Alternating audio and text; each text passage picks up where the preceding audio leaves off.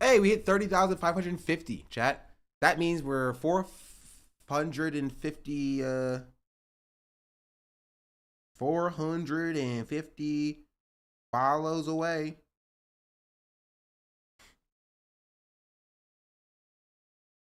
Anyway, so yeah, this is a lot completely off topic. That's my Star Wars tangent. Maybe okay, chat. Hear me out. I like my YouTube channel. I like what it's become, which basically cut down highlights of stream. I'm thinking of putting my like nerd tangents on a separate channel. Right? I think the important topics I discuss, I want them to be on my main channel, but like having a second channel where I put like the 30 minutes that we just discussed here, like pretty much uncut on a second channel, so that it's there. I think it's funny. It's fun content, right? Like that's where like this like Power Rangers discourse and like the Flash discourse would go, right? I think those are actually I think my Flash discourse is lost to time now. I don't know if I saved that VOD.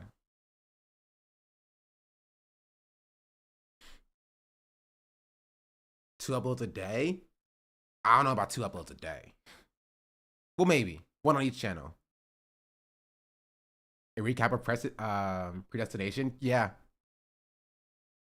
that'd be a good one if it's still there.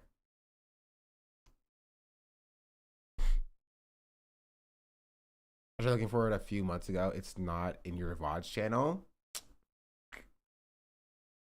Man, lost the time, lost media. I only saw your clip of AI saying the N word at work and I choked on my coffee. W. That was a funny clip.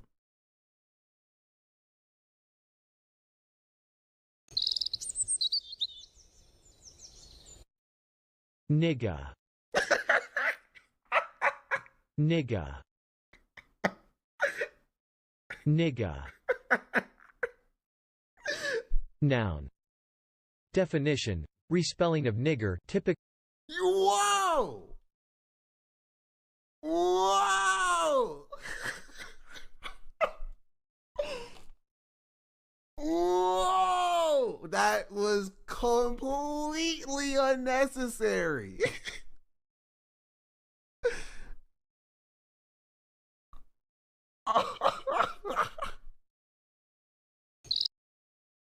This video was on YouTube for like 4 years. I think it still is on YouTube.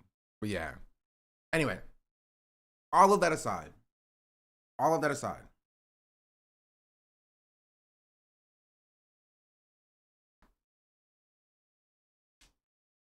it's time to get to the main topic of discussion. I mean, coming to stream just now, deserved. And that is this video I posted yesterday. We talk about the Mango Ludwig situation and the updates surrounding it. So there's a few updates here. There's a few updates here, and we'll start with the biggest update, and that is, anybody have a link to the C9 statement? I mean, we go out to Ludwig talking about it.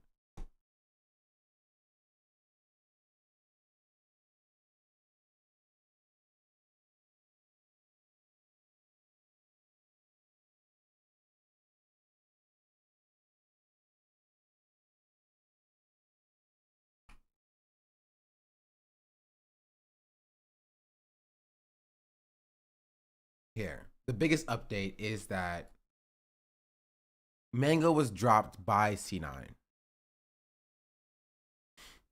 Official statement from C9. We are aware of recent incident involving Joseph Mango Marquez and fully acknowledge the concerns raised by our community and our partners. Following an internal evaluation, we have made a decision to release Mango from Cloud9. Regardless of tenure and accomplishments, the behavior demonstrated is entirely unacceptable and direct conflict with our organization's core values. We maintain a zero tolerance stance regarding harassment of any other form of inappropriate conduct. Our primary focus remains fostering a respectful and inclusive and safe environment for everyone associated with Cloud9. We will continue to collaborate closely with our talent partners and community to uphold and reinforce these standards. We wish Mango the best in his future endeavors. So this came out like yesterday, like 5 p.m. Bryson is thank you for the raid. Hello, welcome in.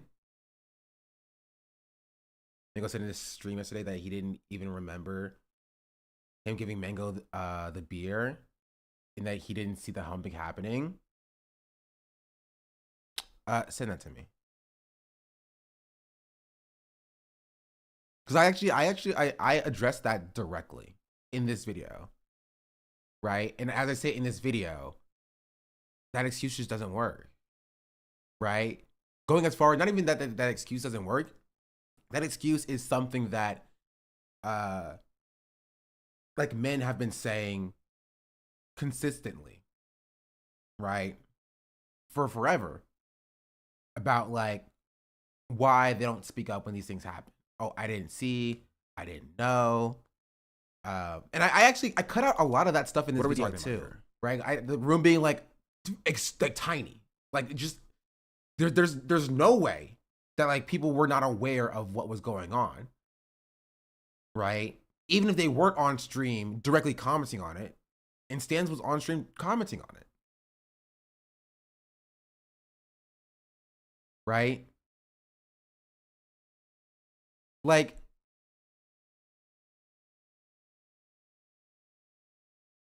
stage 2.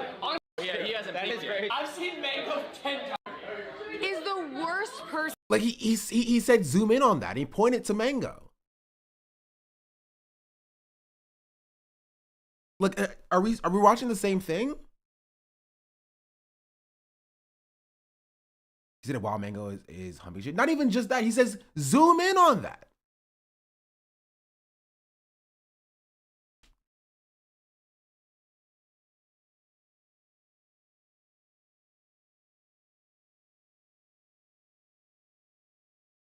Like,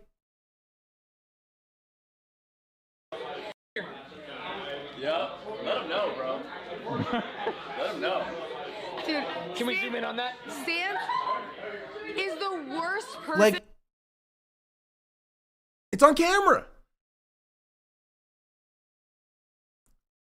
Complete abdication of responsibility on these guys' part, so disappointing. It is disappointing. It's disappointing, right? Because your response, and like no one's sitting here being like, oh, we need to cancel Stans or cancel Nick or even cancel Ludwig, right? But my expectation is being like, yeah, I fucked up, right? I should have said something and I didn't say something and I'm sorry. That's literally all I need, right?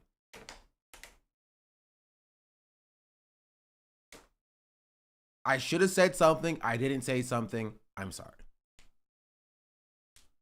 That's it.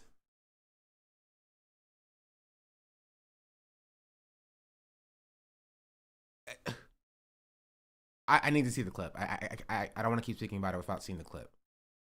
But here, let's look at Ludwig covering and talking about it.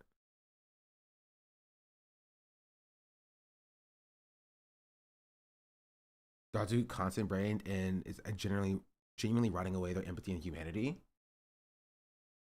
Everyone benefited from someone just calmly making this not happen. Yeah, why did no one else do anything while it was happening? No more apologizing after the fact. We must confront this shit when it's happening. Yeah, I say this in this video, right? That's my main point of the video, is that like in the moment people have to say something. And it's even worse than that, because like after the event was over, there were people who were like posting like pics of Mango being like, oh, what a crazy night that was, right? What a rager we had. Like, and it wasn't until this blew up to the degree that it did that people were like, oh, yo, this is not good. Not Ludwig specifically. Ludwig did address it the day after. And from what I understand, Ludwig didn't post a picture with Mango being like, man, we were crazy, right? But like there were other people at the event being like, man, we were, this was a crazy night. Which now I'm curious. I'm gonna do a little reset, chat. I want to see if Void actually kept that picture up or made a statement at all about it.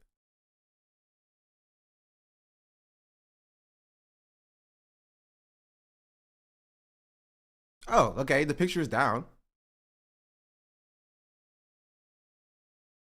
Still no statement though.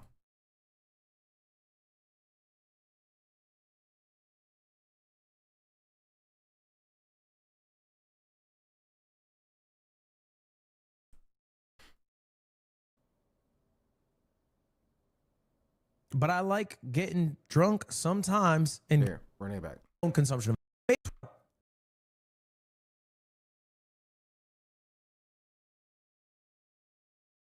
Why do more women streamers not go IRL with the bodyguard? A few things. One, it wasn't IRL, right? And two, it was in a space where they thought it was safe. I live like a capitalist every single day, Shank.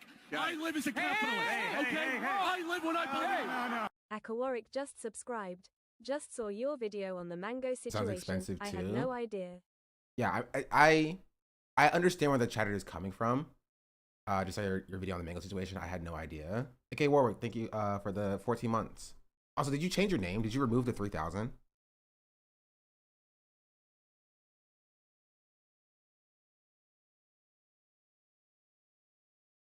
I did? Huh, W. Low response to that point. I'm gonna be honest, I wasn't impressed with his second response, but I understand. And considering he actually knows the other people who attended, I can't really speak on their experiences for other people. Optics are fucked, yeah. Which is why I also am not speaking on behalf of the people there. Right, just from what I've seen of the event. But yeah, you probably just, they didn't feel like it was a space where they needed protection. You know who Hungrybox is? He talked about it yesterday on stream. I saw, I do know who Hungrybox is, and I did see a screenshot of him reacting to the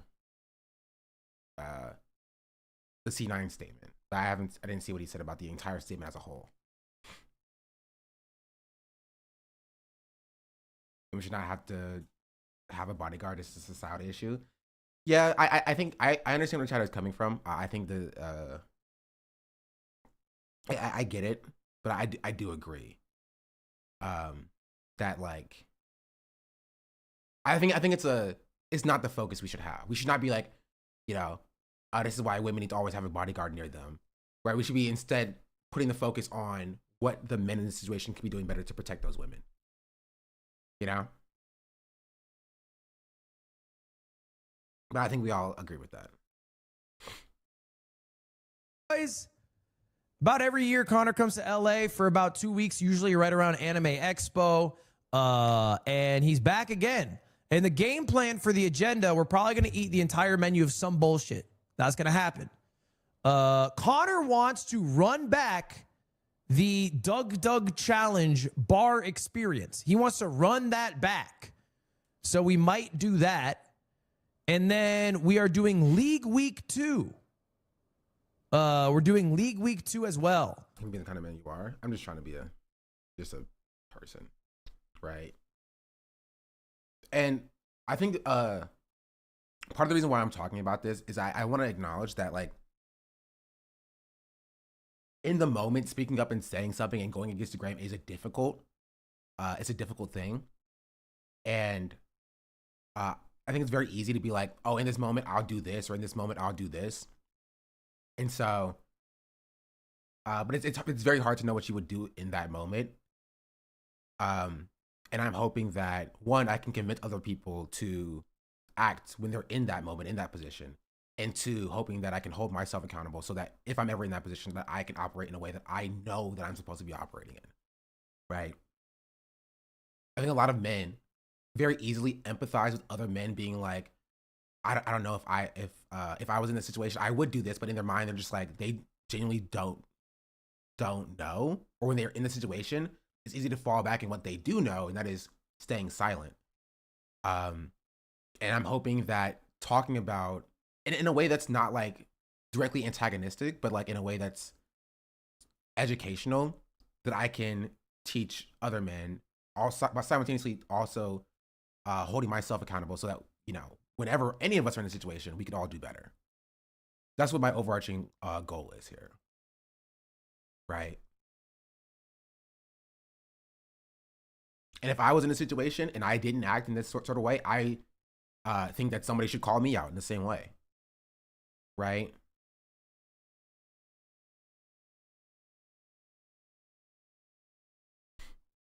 I think we could all do better.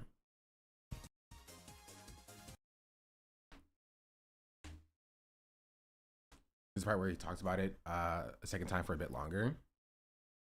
Hungrybox's response was very charitable to Mango.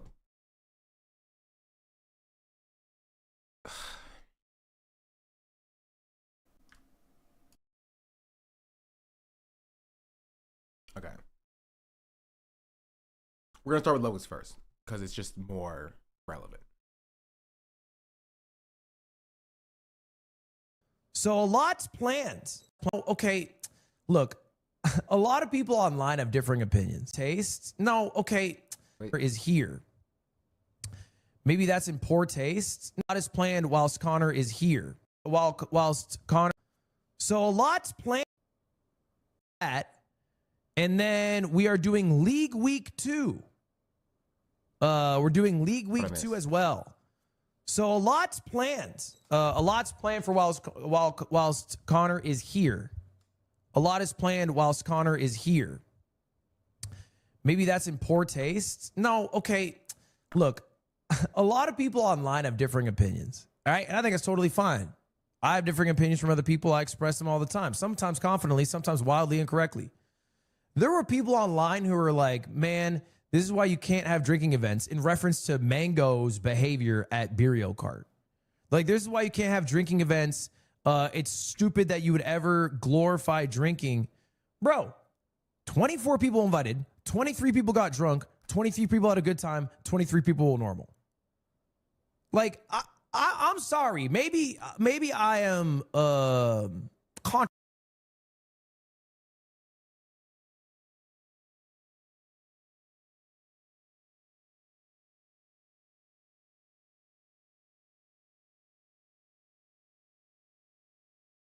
Few things.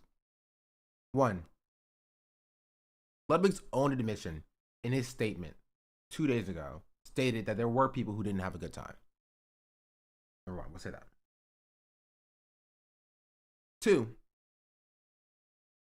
1 out of 24 is not a good rate when we're talking about someone sexually assaulting other people at the event. Right? I don't think he's incorrect. I don't think this like invalidates all drinking events. Right?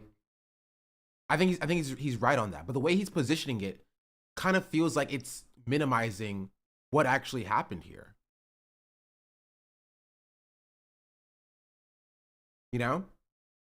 It feels like it's minimizing what's actually happening here. And that's, you know, multiple people were like sexually harassed at his event.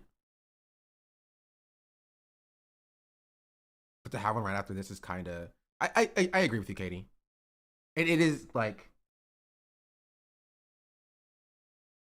not in the best take or best taste. I would argue the women did not have a good time after what Mango did. I would assume that Ludwig talked to them, right? And so I'm not going to speak for the women. I'm just going to say what Ludwig said in his last statement, right? I'll use the words that Ludwig used when he talked about it last time. Some people did not have a good time. He said that. We can pull it back up. Maybe I'm misremembering, right? But I'm pretty sure he said that some people did not have a good time. I think what you're saying is true, but you can't be cutesy about it. And so like, look, man, if you guys ever listen to me after my main consistent, I always listen to me after an event. I'm pretty consistent. I always say my main goal at any event is that the people who are participating have a good time. Like that is like number one, the most important factor which determines a good event. If people who show up have a good time, that's what I care about, man. And I dropped the ball yesterday. I mean, to be real, I dropped the ball. Because not only did people not have a good time, some people had like an explicitly bad time. Like they were uncomfortable, wanted to leave early, needed to leave early because they were just feeling uncomfortable. So maybe I misheard him here. Never glorify drinking. Bro, 24 people invited, 23 people got drunk, 23 people had a good time, 23 people were normal. Like, those are contradictory statements. I don't want to spend too much time and harp on like the semantics of this, but like I don't know why he's positioning it as like, oh, most people were able to act normal and most people had a good time at the event, so drinking events are kind of fine. That's just not the case. By Ludwig's own words.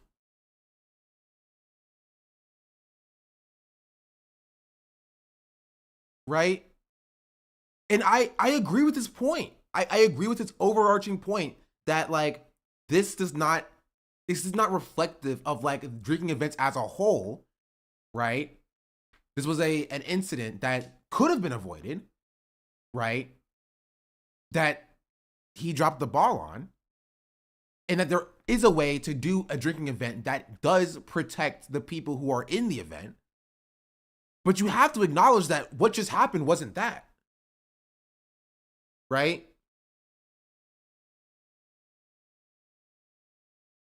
Especially when the perpetrator is blaming it on the alcohol. Yeah. Like, especially when Mango's like, yeah, it's because I drunk too much. I mean, drinking always leads to these kind of situations, in my opinion. I don't necessarily disagree, but I'm saying that, like, there is a way you can do a drinking event. Like, I'm not a prude, you know what I mean? There's a way you can do a drinking event that protects the people, but there has to be things in place to stop it from happening, right? You need to have like the designated driver of sorts. You need to have an organizer who is sober, who's able to keep the people who are drunk in line. You need to have somebody who is overarchingly controlling the event, right?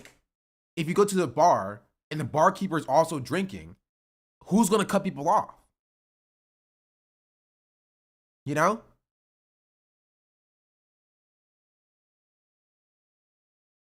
So there is a way you can do it that could work, even if I don't like think it's the best kind of content. Like it's not for me. You know, I can acknowledge that it's not for me, right? But if you are going to do that type of content, you feel me? Then it has to be done in a way that protects people, and you have to acknowledge when it's not.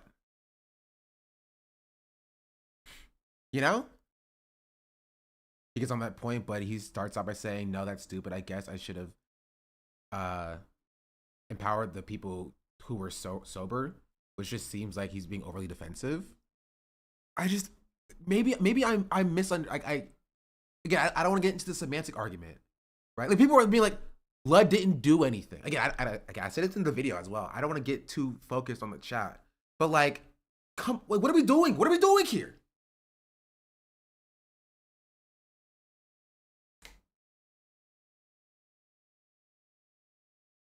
What are we doing here?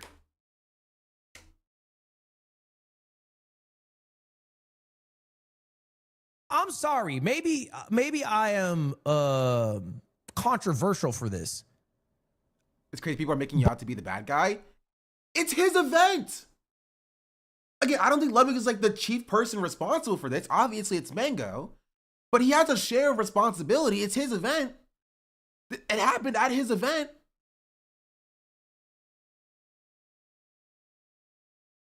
Why are we infantilizing him?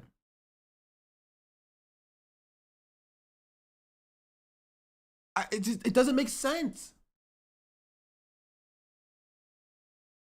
I felt Ludwig has good intentions, but he gets too mushy in how he talks about serious topics. He always takes full responsibility for her events. Ludwig can do the same.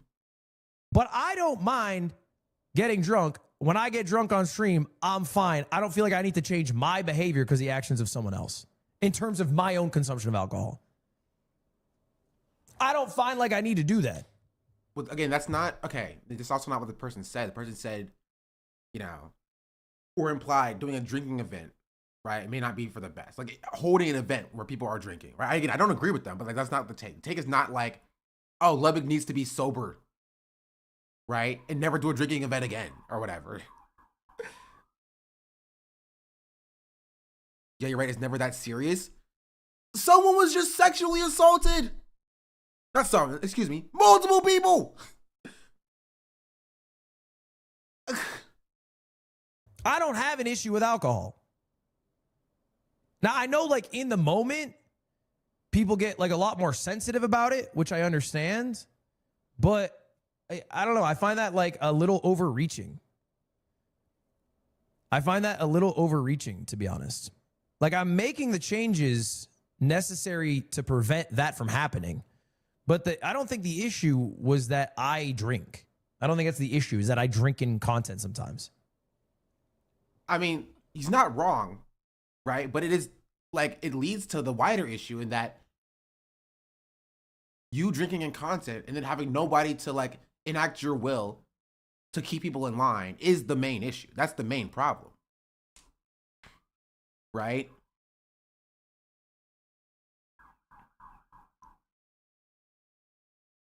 That's the main problem.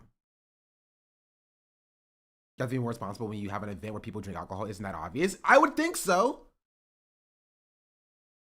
That's literally the only take. And he's getting defensive for some reason. Like, he fucked up.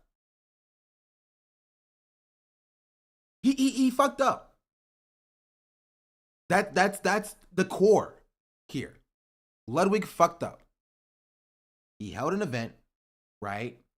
Somebody that he invited to the event sexually harassed other people that were invited to the event. That is the truth, right? And he has to hold that, right? And this is my main issue with like this response as a whole. Why are we talking, or why are we addressing people who are like, never do a drinking event again? You know what I mean? Who cares? They're a freaking Twitch chatter. If you want to do drinking events and you think you can do something better so you don't fuck up in the future, right? Talk about and do that. You don't have to try to defend yourself against somebody being like, never do a drinking event again. Why? I mean, these are basically workplace events, and perhaps streamers should have workplace conduct seminars they have to attend before these things, just like any workplace. I mean, this is not like a W-2 employment job. So like, who would host that?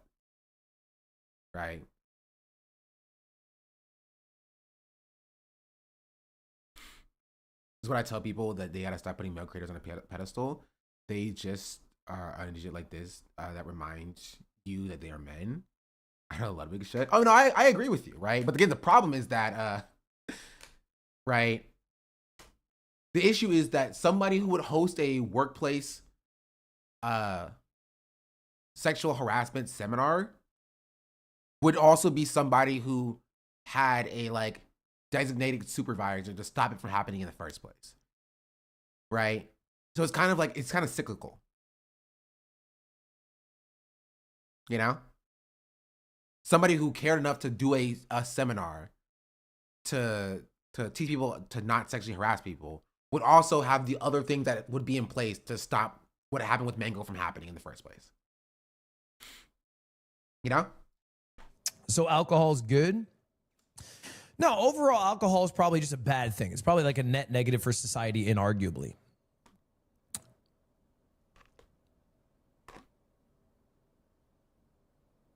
But I like getting drunk sometimes and getting a little bit turned with my boy Connor. Does that make me a criminal? Should I be locked up for this? Should I be put behind bars? I don't think it's a fair take to think it's in bad taste, for sure, or in poor taste.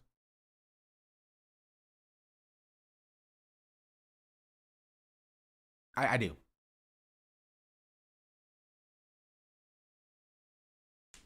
Like, I do agree that like never doing drinking events again is like a dumb take, and I think that's not the conversation we're having here. But I do think that it is in poor taste. Right, to immediately when this is all happening being like, also me and Connor are gonna do a drinking event as well. Right? At least without acknowledging the role that like Ludwig played in putting on this event in the first place. Clocked on the stream, didn't know what went on, went to find a clip and clearly Ludwig's in the wrong. He's seeing what Mango was doing, didn't take it seriously, regardless if Mango's in control or not. It's the event holder's responsibility to make sure everyone is safe. 100%. You are completely correct, Chatter. You're completely correct. I completely agree. Melon the felon _ And if Ludwig They have given acknowledged 6 this, subs in the channel. right, and went from that perspective, right? Then like I wouldn't have a problem with it.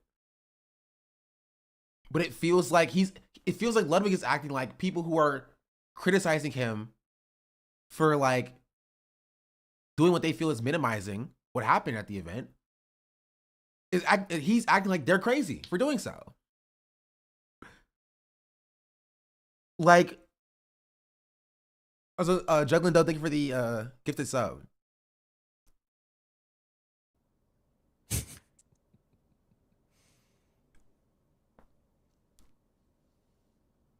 Yeah, I saw a lot of comments about like things I should have done.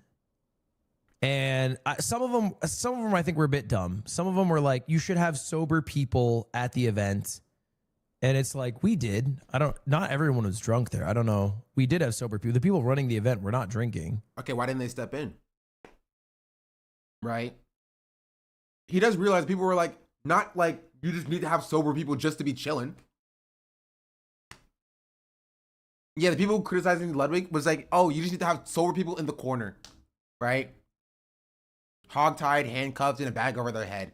That would have solved the issue. No, it's the fact you had sober people there and those sober people did not intervene. That's what the issue is. The issue is that the people you had there, sober, not sober, didn't intervene. This makes him look worse. This makes him look worse. He had, and this is what I said in my video. There were people running the event. There were production. There were cameramen, right? He had friends who were sober at the event and nobody stepped in. That's what the problem is. That is what the problem is. That's what he's being criticized for. So he did. If anything, I should make people who are not necessarily leaders of the event feel more empowered to do things at the event. Or make the leaders of the event actually do things. Like if he has leaders of the event who are sober, who can make these calls, they should have done something. But he's not wrong. He should have also empowered people who were not leaders of the event to step in and take charge and step in, right? Like that's also a societal problem, which is what I talked about as well. At least Ludwig should have training for his staff to handle these issues. 100%, right? 100%. That's probably the reality. But if you guys haven't seen the newest update, Mango tweeted out today, C9 dropping me. Probably getting banned from tournaments, from Smash tournaments. Fucking shit, man. No one to blame but myself, man. Never thought I could hit this low. Probably won't hear from me for a while. I'm sorry, everyone. Wish I was better. I had it all and fucking tossed it in the trash can. And then followed up with an official statement from Cloud9, which said, we are aware of the recent incident involving Mango. Fully acknowledge the concerns raised by our communities and partners. Following an internal evaluation, we have made the decision to release Mango from Cloud9, regardless of tenure or accomplishments. The behavior demonstrated is completely unacceptable and directly conflicts with our organization's core values. Blah, blah, blah, blah, blah. I only say blah, blah, blah, blah, blah because it feels a bit corporate of a read. Thank you for the 5 gifted Tana Warren. Appreciate it. Did Ludwig say this feels a bit corporate of a read? Ludwig. Okay. It feels a bit corporate. How did Cloud not get it right? To be fair, like the only person here that actually operated in a way that's like, I think justified in some way is Cloud9. Right? Like, I was first saying that they didn't even need to drop him to like actually, stand by their morals or do something about it. But them going as far as to drop him, right? And it was a statement saying we dropped him. It doesn't matter how good of a player you are or how important your stature is, right? We stand by this, right? Only person involved that actually was like, hey, we're gonna do something about this. We're gonna take this and treat this with the seriousness it deserves. Right? Everyone else is acting like, oh, this was Mango being Mango. It's fine. Thank you for the 5 gifted Tana Warren. Appreciate that. But yeah, Mango cut. And I guess possibly also getting banned from Melee tournaments. You killed Mango? Not even a little bit. I don't know if you're memeing or genuine. I feel zero guilt.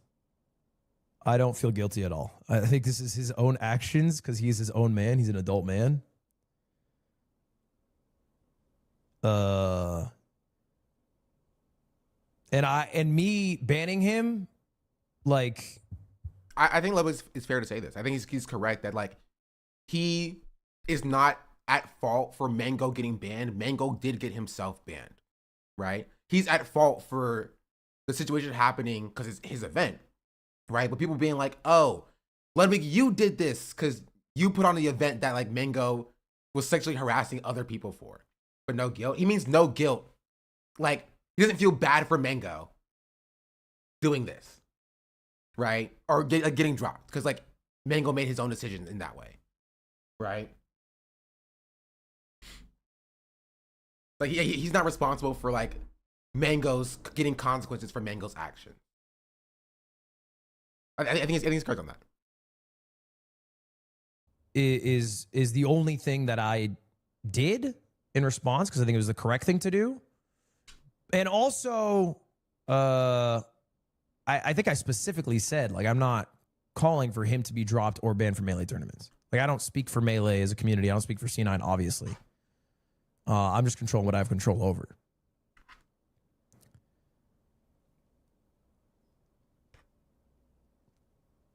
But it seems like a fun. I'm not gonna lie. I am surprised though.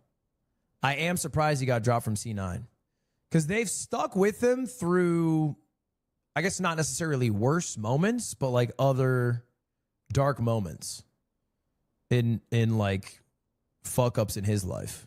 Because he's been with them for a decade.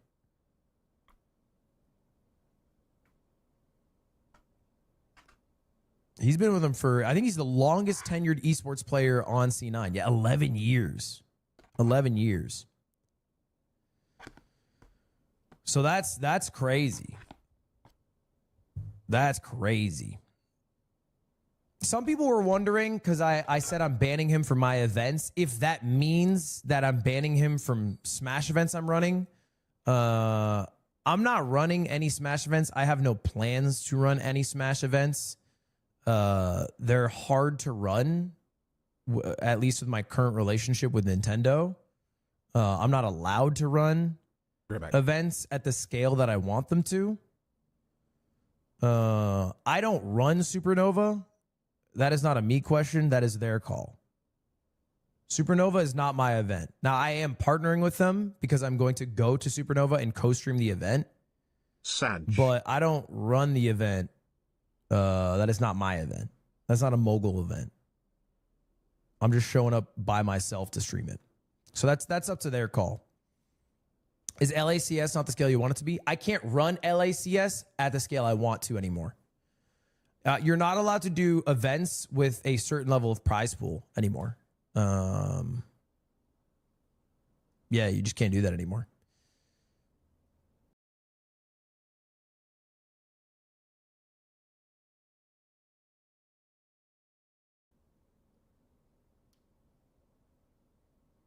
What about PSL? I'm confused by the question. Mango's never gone to PSL one time, so I'm not entirely sure what you're talking about.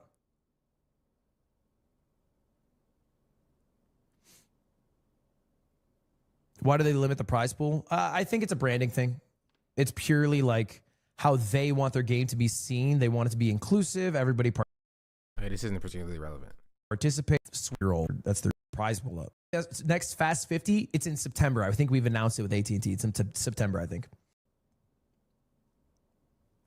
But I will see, man. You know, I don't talk about it sincerely too often. I obviously, like, you guys know this about me, but my dad had a serious problem with alcohol. And his rock bottom was death. You know, candidly, that's what the rock bottom for him was, is he never got the better of it. It got the better of him.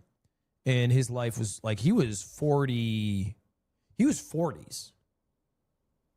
He died at 44 years old. 43 years old, excuse me. Young.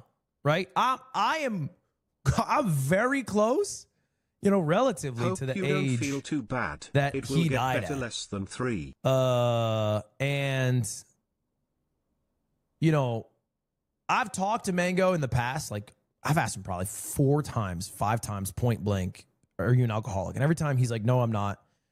And has gone months without drinking. So like, I've taken him at face value. But like, clearly, When I went to the bad side of alcoholism, you can limit its effects if you have a good support system, right? But it is like a lifelong struggle kind of thing. clearly it's like a problem. And so this is his rock bottom. Hopefully it's his rock bottom. Hopefully it's his rock bottom and he bounces back. Cause actually, you know, he messaged me and we'll see, but he said maybe this will be a good thing in the long run. In the sense that maybe this is the wake up call to go fully sober in 3 years, be a better person than he would be if this had never happened and he kept drinking and never got in trouble. Ronaldo needs help. Ronaldo needs help. Dude, Ron fans are crazy. I'm dead ass talking about my dead father. And they're like, yo, Ron can't beat Mario Kart. Finishes the, Actually, no, like, it keep going for a little bit longer. He always centered sexual assault around the assaulter, not Shut victims. up, all about Yeah. your dad for a second. Sorry. It's just my streamer Ron can't beat Mario Kart. I don't think you're understanding. There's different stakes, right? Everyone has a dad. Ron has never beaten Mario Kart. But anyway, you know, this is probably more. Also, can we chill with the Diddy party jokes? I severe just than don't think I they're funny. I'm gonna be real. expected the Just outcome to personally. be for Mango. I don't know if I'm alone on that. I did not expect him. I thought maybe he might get dropped. Because candidly, like, it also makes maybe economic sense for an esports team to cut a Smash player. So not to say that that was their intention at His all. value dude was on Emily's stream before the event started saying he had 8 beers already. But Yeah. you know, I'm sure there's some business aspect to it that they think about. But I'm a bit surprised by the Smash tournament. Didn't release an official statement on this and just went live. Just proves that he doesn't take it seriously enough. I mean, I feel like this could be like his official statement if, you know, I felt as though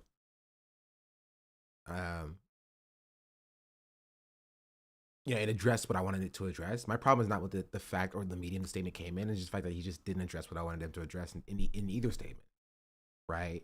I said it in this video as well, right? What I want to see from a statement, acknowledgement from this situation is,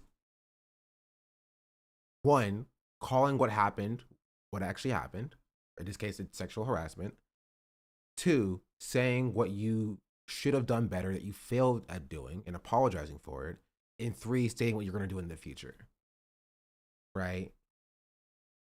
And I have not seen pretty much anybody involved do that.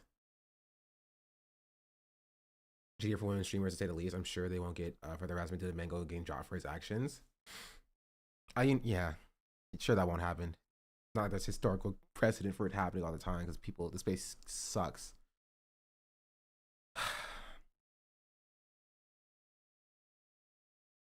I watched the things for myself to see what he actually did, and it was worse than I imagined.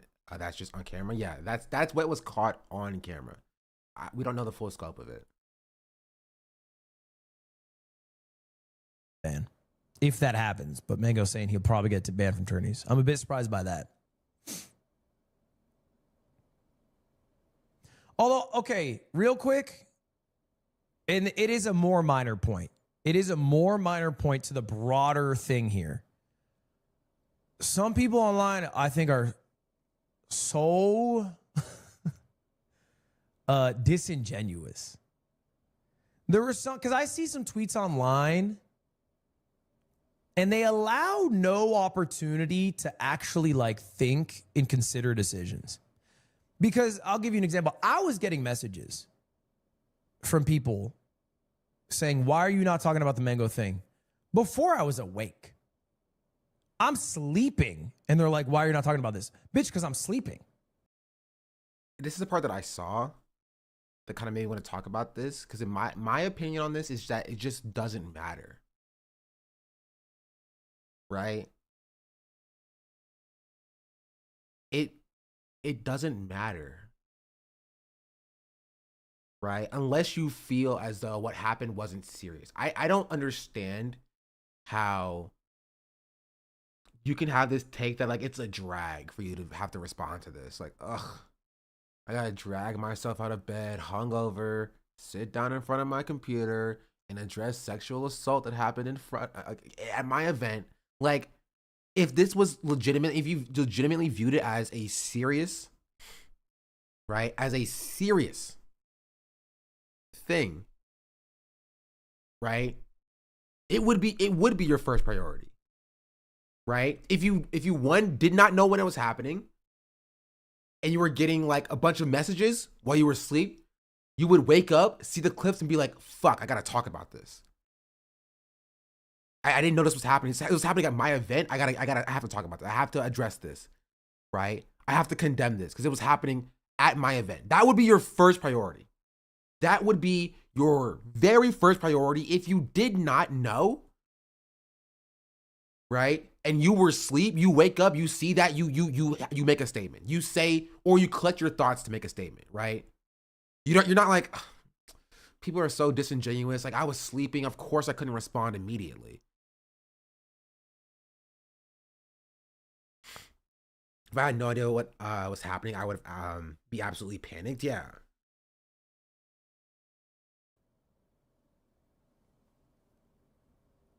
I did it hungover in the morning when I woke up.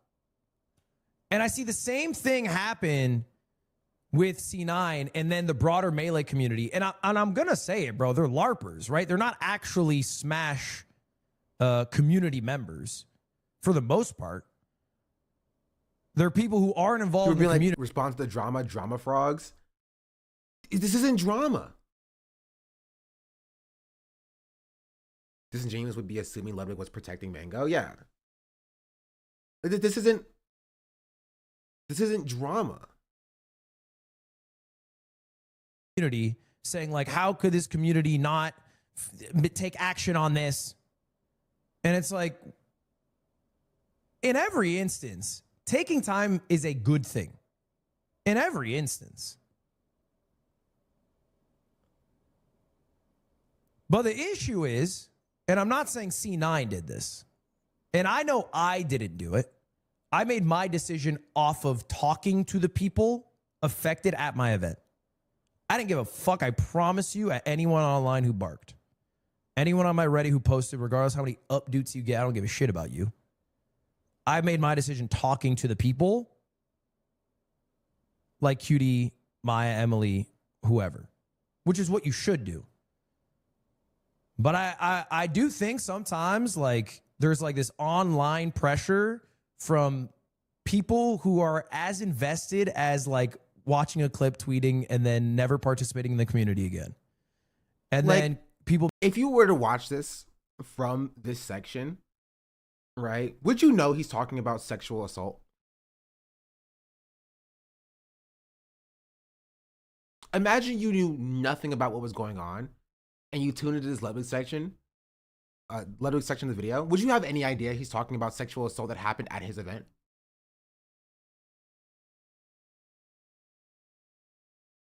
No, that's why I'm disappointed. I think he cheated at Mario Kart or something. Yeah.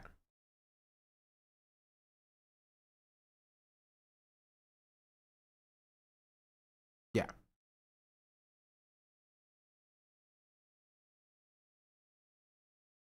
all these LARPers who care about sexual assault happening at my event. How dare?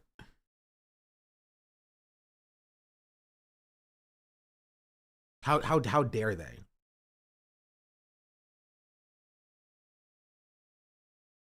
Like, I'm not gonna like come at him for like, cause I think he's what he's saying here is what he should do. He should talk to the people involved. This is what my take was yesterday. He's talked to the people involved, right?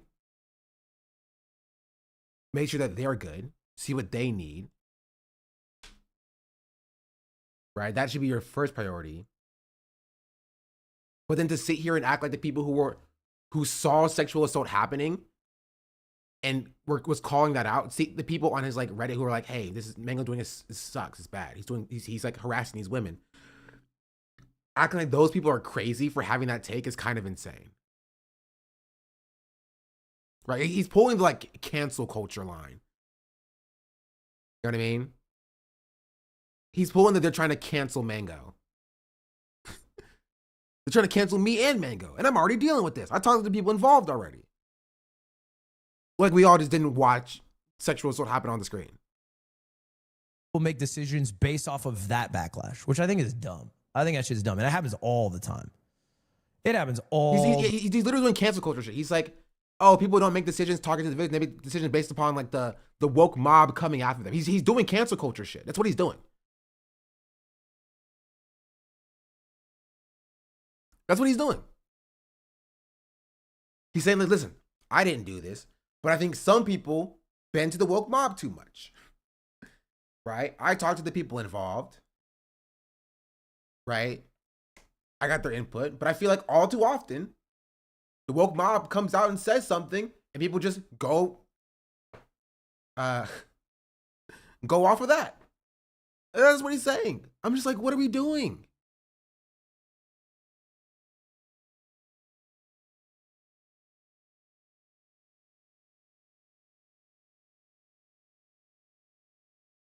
You can't live stream sexual harassment and wonder why it hits people across the web. This is a real life issue that got hand waved and is currently still getting the same treatment. Yeah.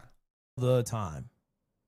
And again, still no response about why he didn't speak up in the moment. Right? No response about why nobody in his team spoke up in the moment and how it got to this place to begin with.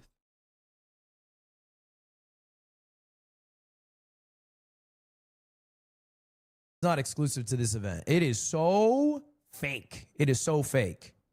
Like he's so worried about like, oh, the fake outrage about sexual assault instead of, I don't know, the rampant sexual assault that happens in society. Like he has more smoke for like the woke cancel culture mob, right? Who weaponizes outrage when a situation happens than like sexual assault being done consistently. It doesn't make sense. But it's called cancel culture. Yeah, I mean, maybe.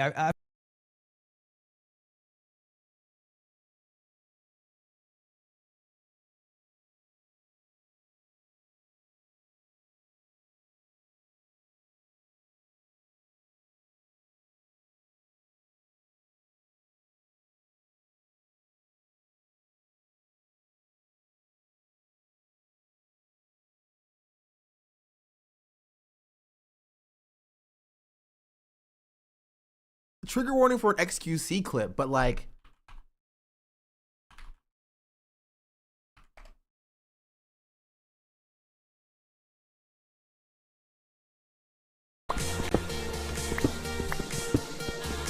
You guys are naming people that are like sex offenders and out there racist and fucking like fucking people that promote harm and shit. Yo, that's not canceled. That's the law. That's the fucking law. When you do a crime, you go to jail. You're not canceled. You're a criminal. PM. Beep. It's a funny clip, but like, yeah. Like, why is Ludwig positioning this as like the cancel culture is trying to cancel Mango? the hive mind grandstanders. Did we watch the same thing?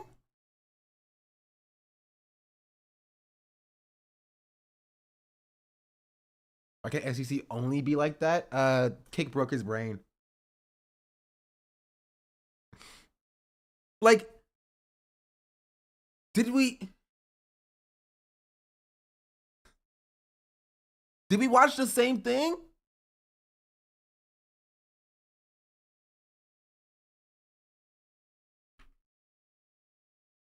Is this more thin purple line nonsense? This goes further than thin purple line.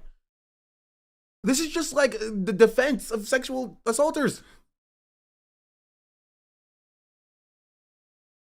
It is so fake. I watched some of the clips and the guy wasn't kicked from the event immediately. No, he was there for the entire thing. He was there for the entire event. He never got kicked. Mango was there at the end of the stream. We went and checked.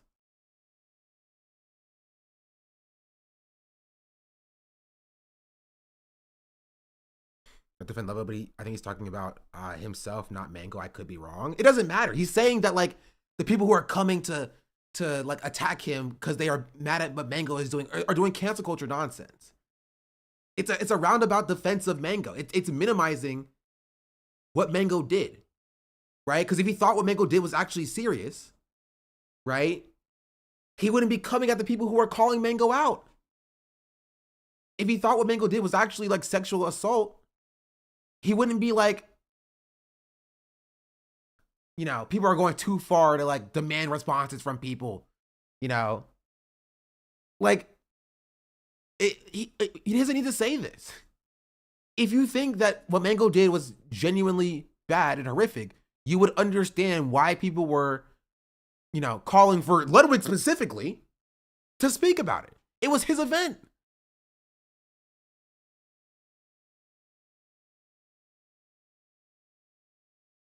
Like, I think it's absolutely minimized, but you're getting a bit loose with what the man is actually saying. What is he saying then? What is he saying?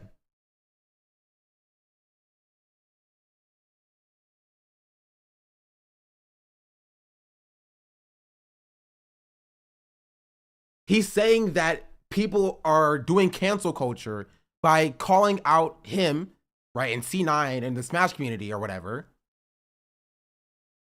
for calling out what Mango is doing. Is that not what he's saying?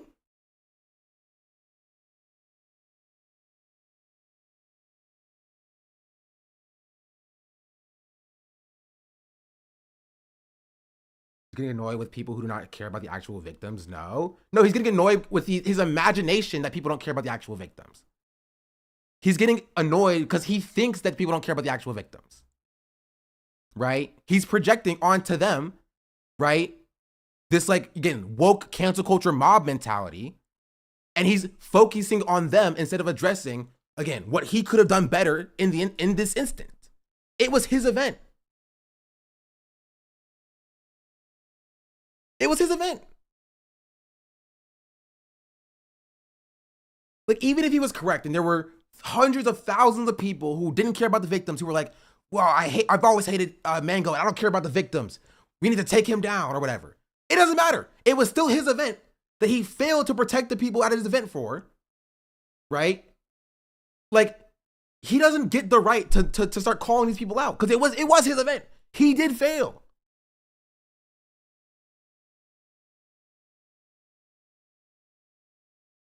He failed. He failed. Right? And that should be his focus.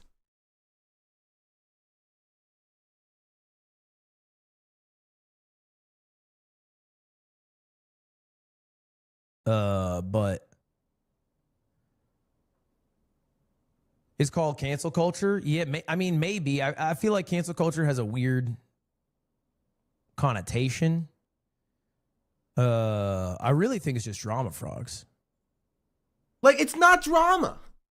Like, he's positioning people who were like, what Mango did was shitty and gross and disgusting, and he should be held accountable as being drama. I just feel like it's a small part of a larger statement where he does address the actual important points. No, he doesn't. He doesn't. He does not. And I know, chat, because we've watched everything he said so far. At no point does he actually address. Okay, the only part that he addresses is he's not going to bring Mango back in the future. He doesn't address why he didn't call it out in the moment. He doesn't address why Mango wasn't kicked out. He doesn't address why he didn't speak up about it. He didn't address why his team didn't speak up about it. None of that's addressed. Right? He doesn't address any of that. This is a bit too parasocial for me.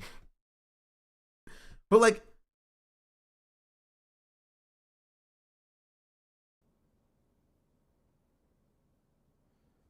wait.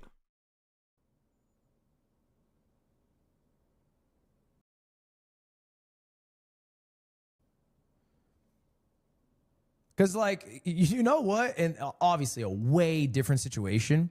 There was a LSF thread, right? Live stream fail. Obviously, like, dog shit community. But this clip got posted there, right? Of Ed. You're here? Taking the half gallon from Jason. I'm still here. He's still here. Come in, streamer games. Now, this part is not particularly relevant, I don't think.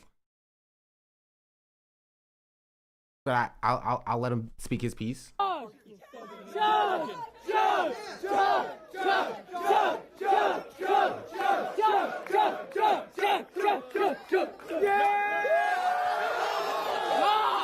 my god, what the fuck? There's no way you can do that.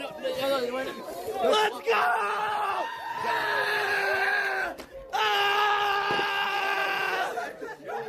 I'm still in! I didn't encourage that. Dude, I love when he says, I'm still Ed. I love that line. I'm still Ed. Ed didn't read the room. Touch much about Mango. I mean, we can call it here then. Right? It just.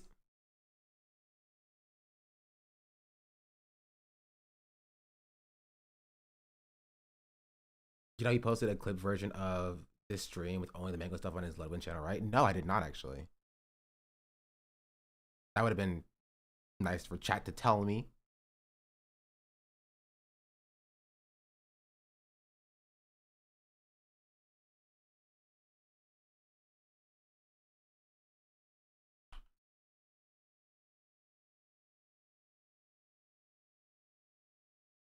Do you want to talk about why? So let's start off with the cool news, which is if you have not heard, never participating in the community again. And then people make decisions based off of this. So obviously, from Jason. Line. I'm still in. A crew would have to clean the mess up, and you know there was a lot you didn't consider in the moment. And that clip got posted, and people watched that clip, formed an opinion. This guy's a piece of shit, doesn't consider anyone at all. Typical stream viewers, fucking loser. Should probably stick to, you know, eating shit and dying, basically. But they don't see the moment because their entire opinions and lives come from clips and opinions they form, and then they move on because they don't actually give a fuck. They don't care. They don't care about the movie theater employee. They don't give a shit. In the moment, that's what they think, but it's not like they're following up. Like, hey, it was a movie. He's comparing random dude's behavior to Mango doing sexual assault. Yeah, which is why I don't think it's an apt comparison. Like, I understand what he's saying, right? And that, like, drama farmers exist, right? But, like, I don't think you can reduce what Mango did down to being drama. You know? Like, I don't. I don't think you can reduce people who, even people who are going too far, being like, oh, we need to, like, strip Mango for everything that he, I haven't seen this person, I'm just making this up. Being like, oh, you need to take all every dollar out of Mango's bank account and light it on fire so he can feel the pain that he does with other people or whatever. Like, you know what I mean? Like even that person who says that or whatever, like, if you're focusing on that individual person instead of on, like, the perpetrator of this crime, it feels weird. It feels like a deflection. You know what it feels like, chat? I'm trying to think of it.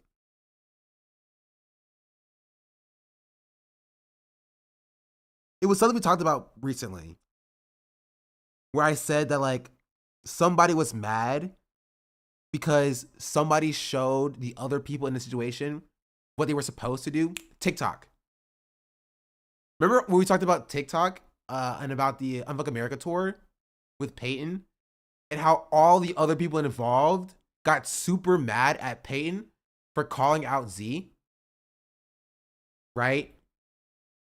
And they put all their energy into calling out Peyton. It's exactly like that, right? They put all their energy into calling out Peyton instead of calling out Z because Z showed them what they were supposed to have done in that situation, right? It made them look bad, right? And it feels a little bit like that, right? It feels like Ludwig is like, oh, you guys are calling me out, but like, you're calling me out disingenuously, right? You're calling me out disingenuously. You don't even really care about it. Even though like he did fuck up and he's not holding that fuck up. Like when you make a mistake of this kind in this way, you have to accept, right? You have to accept people who may not be in the best faith calling you out alongside all of the true and real criticism. You know, you gotta kind of eat that. And you take that and you learn it and internalize it so that in the future you don't mess up, so those shitty people aren't calling you out like next time. But it feels like a deflection to like what these stories actually supposed to be about, right? And that is Mango did sexual harassment.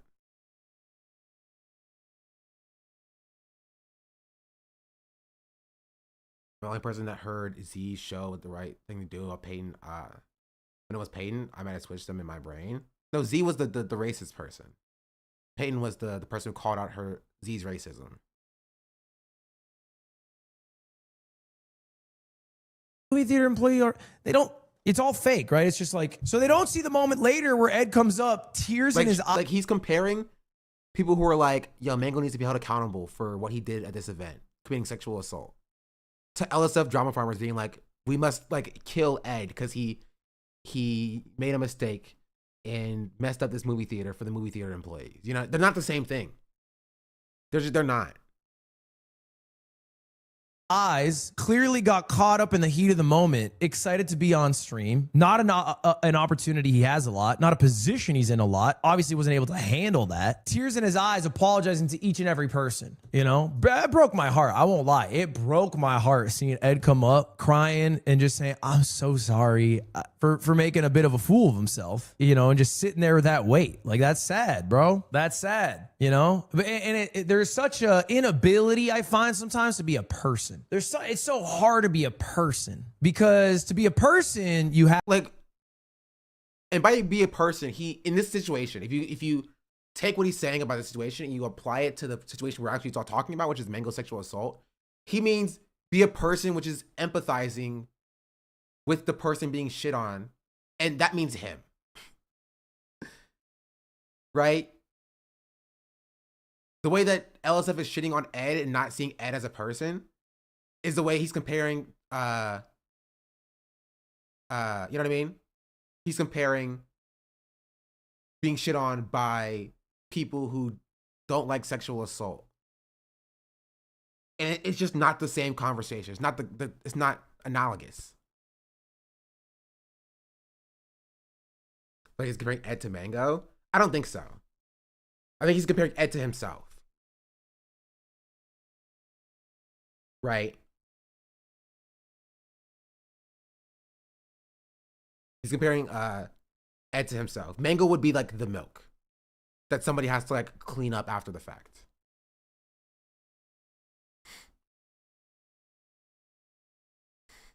Bidding for future events is literally bare minimum. He should have been kicked out of for being belligerent immediately. I don't disagree. have to be fallible. You have to be vulnerable. You have to fuck up. You have to be weak. And sometimes, like, you can't, because if you fuck up, then that's like the only thing people see, the only opinion people have. So anyway, I rock with Ed. I don't condone what Ed did in that moment. I think that was pretty dumb of Ed. Okay, I don't think he should have poured a whole half gallon of milk over his face. I think he went overboard. But I'm rocking with Ed. Okay, because sometimes We are all a little bit Ed, okay? We're all a little bit Ed in this world. Sometimes we Ed it up, and that's okay. Wait. That doesn't mean we need. Okay, I'm gonna finish this video off. To pretend that we're never editing it up, that we're infallible and awesome, perfect people who have never embarrassed ourselves. So I've posted on Instagram, but Ed, I don't know if I ever heard from you. Ed, you are invited to Streamer Games. We are workshopping an Ed portion at Streamer Games. I'm thinking it's the milk mile. All right, we get all our competitors to run a milk mile. We'll figure it out. We'll see. I don't know if the track will let us do that, but we got to figure some shit out with Ed, bro. Ed, we're getting you back. We're getting you back, man. I don't like how the people. He has to have posted something like that's not titled "I'm so tired of drama leechers," where he talks. Do you want to talk about why you Mango banned stuff, right? He must. Where he actually addresses what Mango did. Because it feels weird for the only thing that you publish and post out there talking about sexual assault happening at your event being "I'm so tired of drama leakers" with a picture of Ed with milk on his head.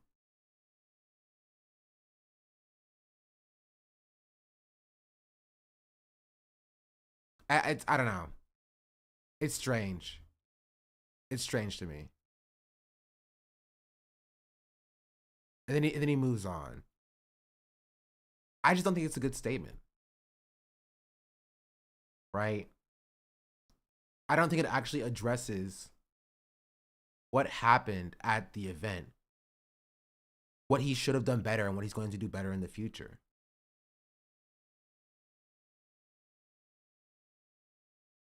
Who drop on me when I say I never liked Ludwig?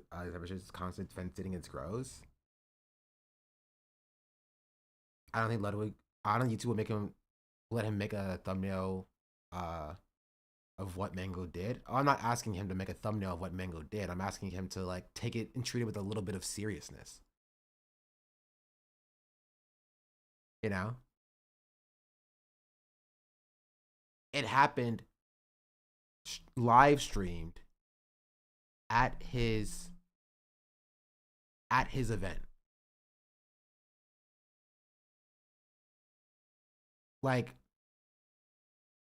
again, three things. It's pretty simple. If you're gonna make an apology, right? It's three pretty simple things. One, what actually happened? You call what happened, right? Two, you talk about why you failed to stop what was happening, and then three, talk about what you're doing in the future. And he did not do the first two things. He did not call it sexual assault, right? He did not call it, he did not say, we failed as a team to stop it. We didn't kick him out, right? We didn't, he said we cut him off like an hour before the stream ended. But like, what does that really mean? It's just, I don't know, it's disappointing. I am disappointed. I have been disappointed once again.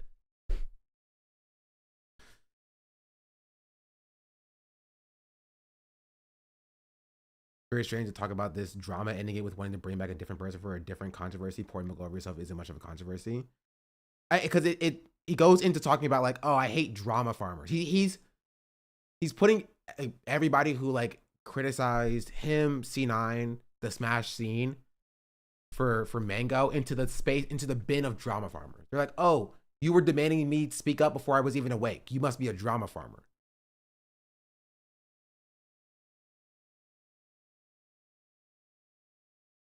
It just wasn't good.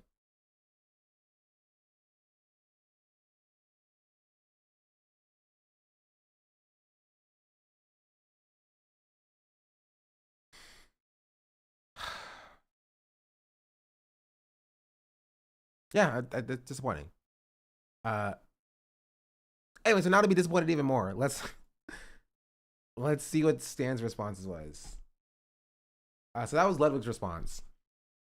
And it was worse. It was actually it was way worse than his first one. His worst one was a solid like 6.5, right? A solid 6.5. The second one was a solid like 3.2 maybe. It's simple. We should have stopped. That would have gone a long way. Yeah, literally. Right? My team should have jumped in. We should have done better at stopping that.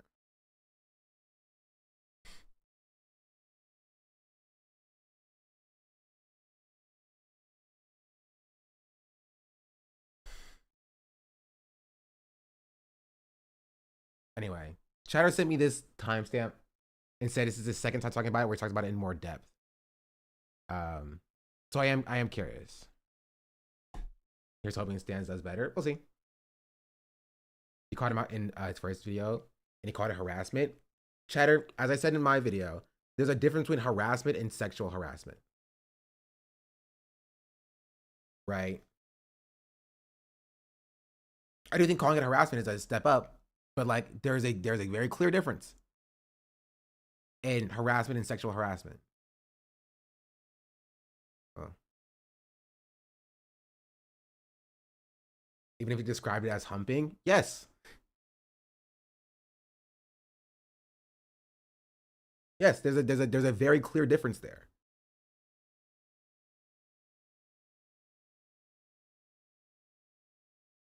Right? It's like looking at a rapist and say, "Oh, they violated their consent." You know, you're using tailored language for a reason. No, Ed's not Mango. Ed is a different person.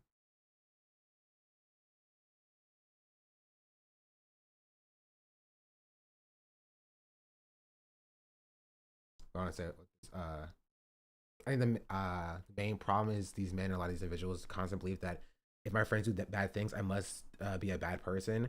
I'm not a bad person. My friends aren't bad people. It always leads to things that harms others and having it downplayed. Yeah.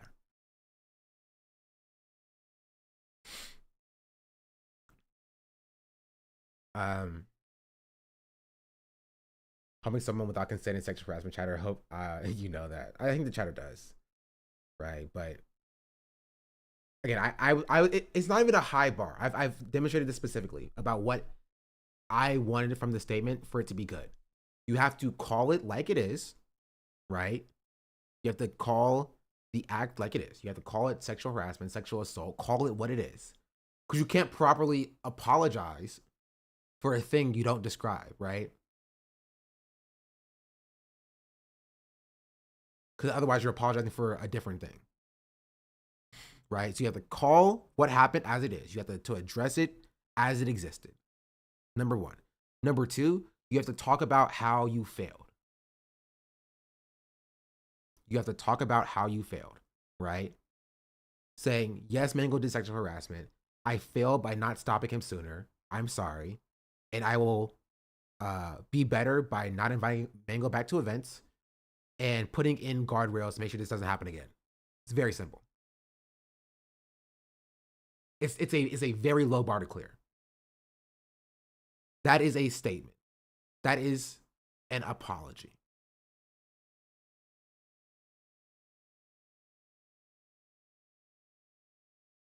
And Ludwig did the third thing, right? He said Mango's not coming back. That's good, right? He called it he called it harassment, which is like a half measure in my opinion. He didn't call it sexual harassment, but he from everything that I saw, he did not say this is how I failed, right? As the event organizer, I failed to notice what Mango was doing. As the event organizer, I failed to have staff in play to address what Mango was doing, right? Or I did have staff in place and my staff failed, right? And I will be training my staff on how to deal with sexual harassment in the future, right? Some level of accountability for what happened in the past. And I just didn't see that. Maybe it exists. Maybe Chatter, you can find it for me, right? And I'll apologize. But I just didn't see it. I'm sorry that somebody I invited to my event sexually harassed other attendees. We should have kicked them out immediately. Here's my plan for preventing this issue in the future. Exactly. That's it. That's it.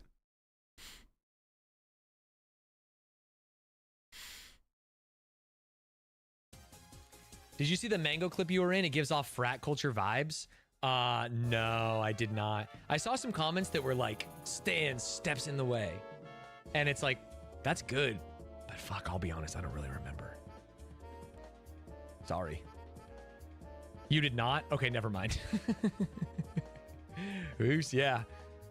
You just happened to go over at the right time? That sounds way more likely. If I had seen him doing that to her hair, absolutely would have done or said something. Did not see it at all. I'll be honest, I looked at that clip and I couldn't even like geo-target it based on, I was like, when was I wearing that jacket? Wait, okay. Hold on.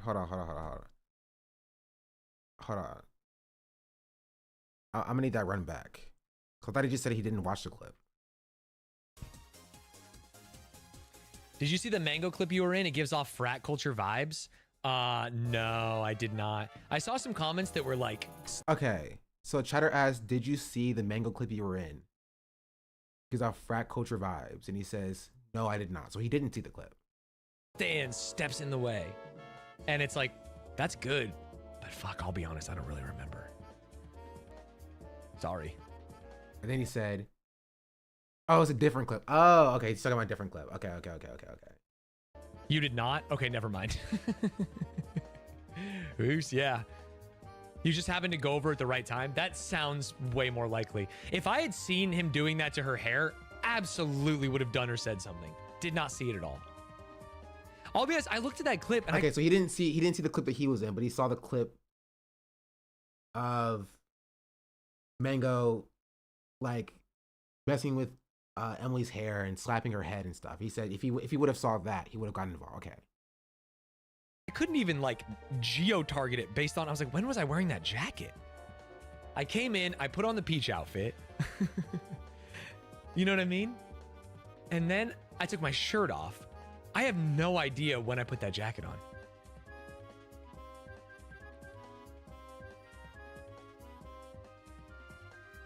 Cinna said to give Mango water. You said you gave him another beer? Really? Jesus.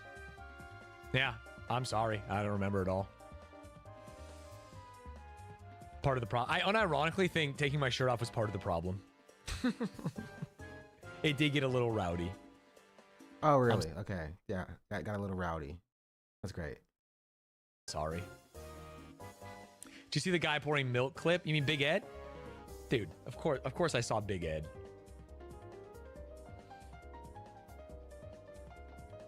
I just feel like nobody's taking this seriously. I feel like nobody's taking this seriously. They're acting like, oh, did you see that LSF post? Oh no, I don't go on LSF. I didn't see that. Anyway, let's move on. No, this is sexual harassment.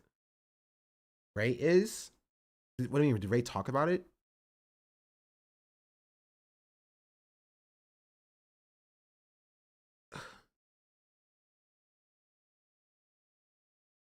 He's like, oh, it was such a rager. I don't even remember this happening. It's sexual harassment. It's sexual harassment. I feel like I'm going crazy.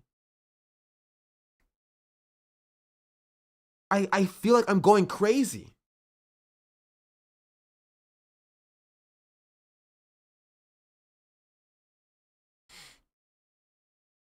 I think the only reaction to the Me Too movement really broke young men's brains, sexual assault men, the necessity to be defensive because reactionaries online back in the day were told people how quickly the false accusations ruin their lives. And it paints the idea that the accusations are worse than if they act like it actually happened. So if you have just an idea I had, I think that's a part of it.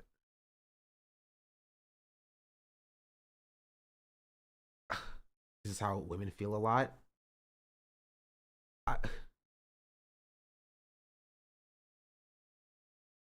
Like, you can't laugh this off.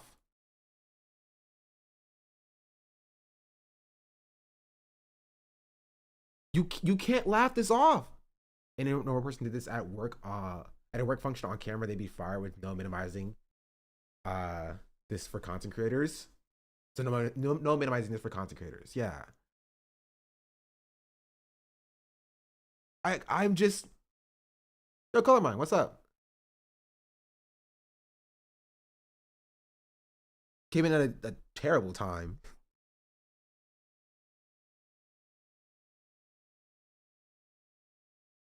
This is why women don't tell anyone they were sexually assaulted.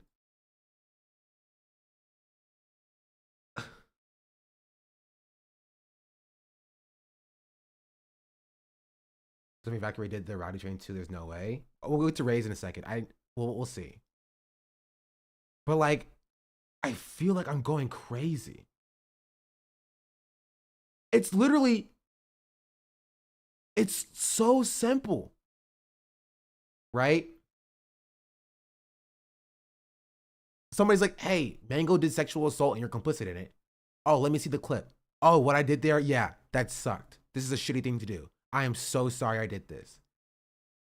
Right? I should have stepped in. I should have stopped it when it was going on. And I apologize for not doing so. Just at least just treat it with some level of severity.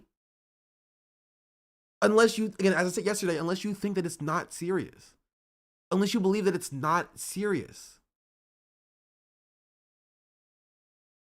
I feel like I'm going crazy.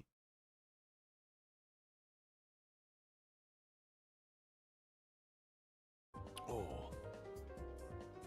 I think I had like 9 beers and a bunch of shots. Which is more than I've had in a long time. Maybe stuff like this make people not want to go forward with any form of sexual violence.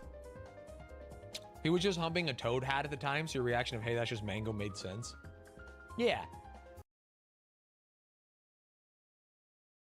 The fuck? Excuse me?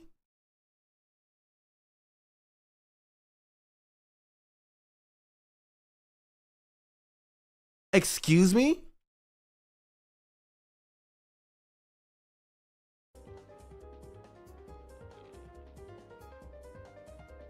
He was just humping a Toad hat at the time, so your reaction of, hey, that's just Mango made sense. Yeah. I swear, and hey, you can believe me or not believe me. If I had seen Mango hump anyone but Ludwig, I would have stopped him immediately. That's insane. Every time I looked over, he was humping Ludwig or humping the air, which obviously is probably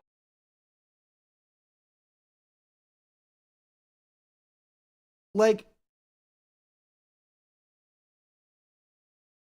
even if I was to take that at face value, does he not realize that in the clip that he is in, he's sexually harassing Cinna? Like, in the clip, in this clip, this is sexual harassment.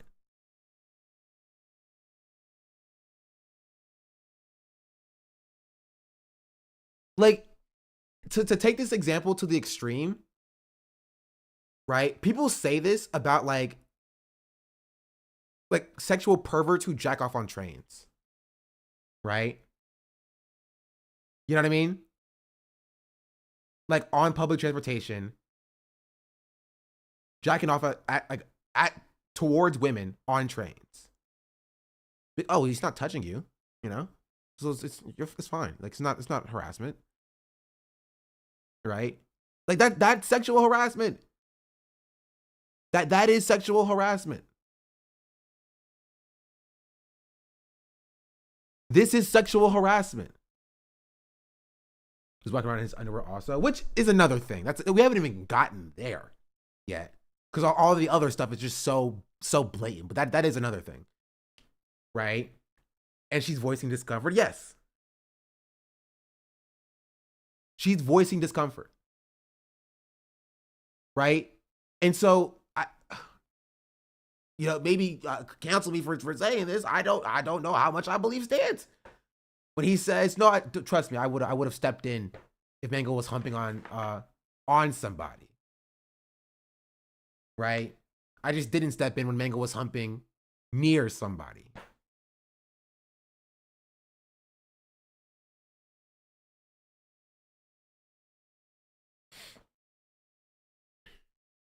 what it looks like to me is everyone is collectively minimizing the gravity of it and trying to protect the group dynamic because everyone knows each other. I mean, yeah.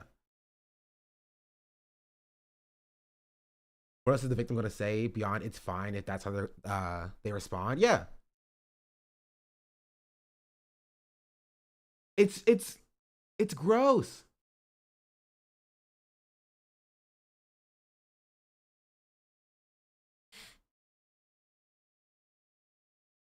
When you read comments will probably amount to a nothing burger for you, but still, we'll take a look at it.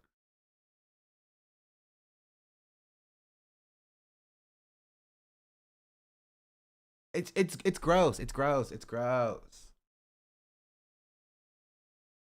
Except for the typical patriarchal shit, Mango's clearly a missing stare that they enable and ignore rather than deal with because of his reputation and standing in a gaming / streaming community. Yeah.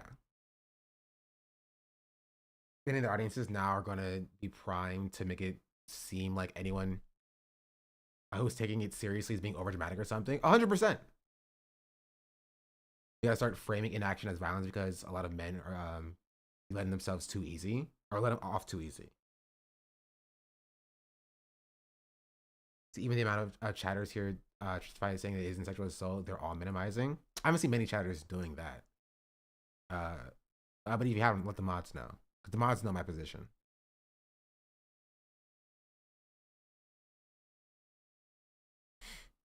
I'm sure Asmik will have a totally normal take on this. It didn't even cross my mind. I try my best not to think about what Asmik has to say about a situation.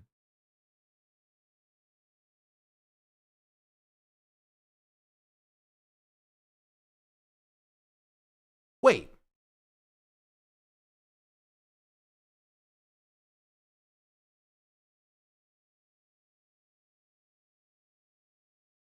Okay, that's what I'll say. That's what I say. Right? This isn't a defense of Stans, but Stans didn't even watch the clip. I think, I don't know if he does, but I think that might be by design. Right? The clip that he was in, he said very clear that he didn't watch. Right? Is what he said. So I'm taking him at face value. Right? So I don't know how he could like agree with this sentiment being like, yeah, that's just Mango. Right? When like he hasn't seen the clip.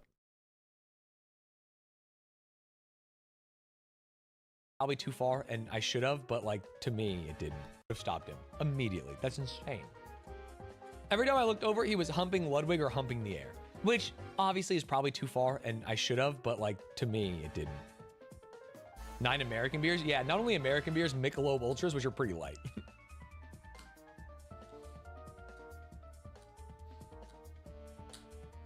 I think I had 8 Michelob Ultras and 1 IPA at the end for the taste.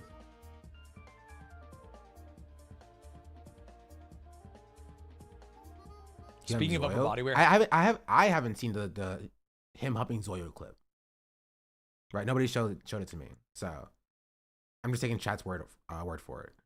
How are those hoodies coming along? They're actually not coming along at all. I've not done anything. Oh, that actually reminds me I have. Chatter, is that the entire thing? I'll be honest, Europeans are getting real high. I've been saying since like 2005 that the US has the best. I love basically hazy yeah. Okay. ass blaster. Then we're gonna move on. She's a freaking wheeze, bro. Okay, let's see what Ray's statement was. Burial was fun, but the Mango situation is serious. Yeah, no, Mango was a disaster. He was a mess. And I cannot believe the clips that I saw. I just, yeah, it's quite unfortunate. I do think that he needs to seek help for sure. What happened? He was just very, very drunk. I think he might be an alcoholic, and he was very touchy with a lot of people and also dry humping everybody. There's a clip. It was completely unacceptable. And Ludwig already addressed it and stuff, and he's actually not even gonna be posting a video about it because yeah, you know, it's just like not appropriate and stuff. So yeah, it was uncomfortable for sure. But other than that, It was really fun. I had a great time. I did drink too much. I filmed so many TikToks.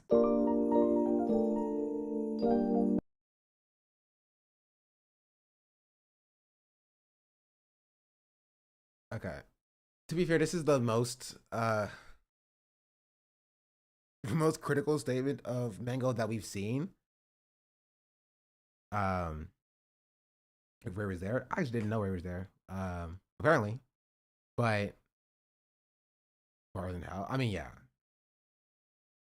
Better statement than Lud's. I mean, she called it unacceptable. So that's a start, at least. Focus on his alcohol problem is not productive, though. She at least she said his behavior was unacceptable. Yeah. There's a clip of people might be confusing with him humping Zoil.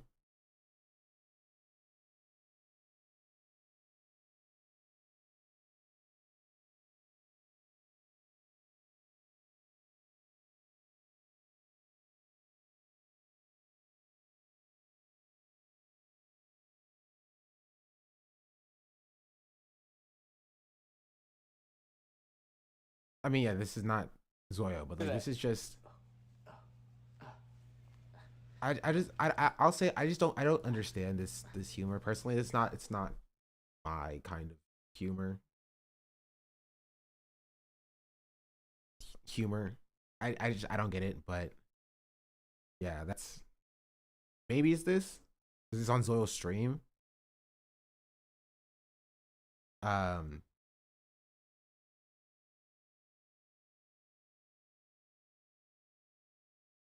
I don't know. So I responded when I got chat on my DS asking why they were banned. And Lake banned them. I got started an ad for Qatar Airlines. Meanwhile, my mom is sick in Turkey because Qatar shut down air travel. I hope your mom gets out, chatter.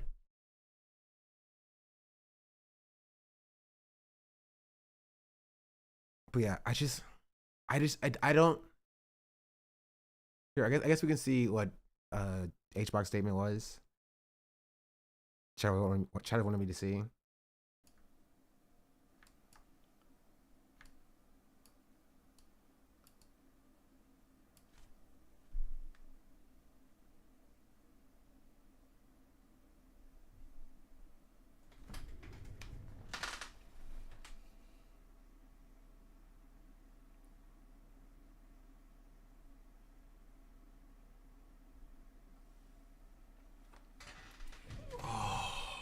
Fucking god, dude.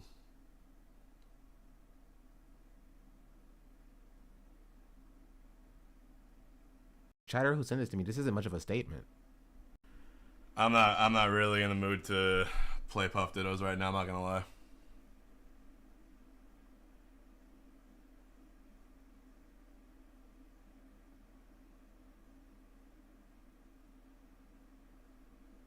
And I guess I could. I'm just like look, I'm gonna keep it a buck. Like everyone was asking me like, oh, can we talk about it now or whatever it is, and I just thought it was referring to like what happened. I don't know like what was gonna be the case.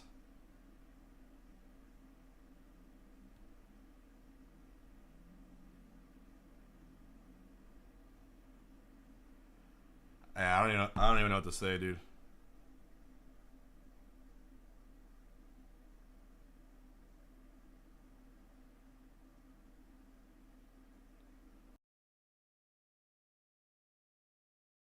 How much is there to glean from this chat?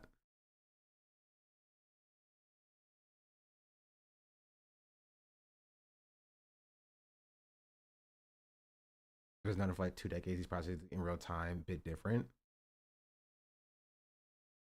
Nothing zilch. Yeah, I mean, I don't necessarily care about the reaction to him being dropped from C9 specifically. But more the reaction to like what Mango actually. I think it's more telling him being like, I thought people wanted me to talk about what actually happened, and I didn't want to talk about that kind of thing. So I have some initial tweets about it that were pretty disappointing. We covered Slime's tweets yesterday.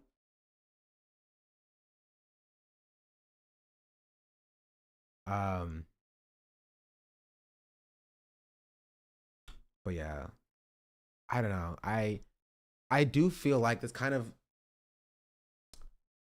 I feel like this kind of adds to the overarching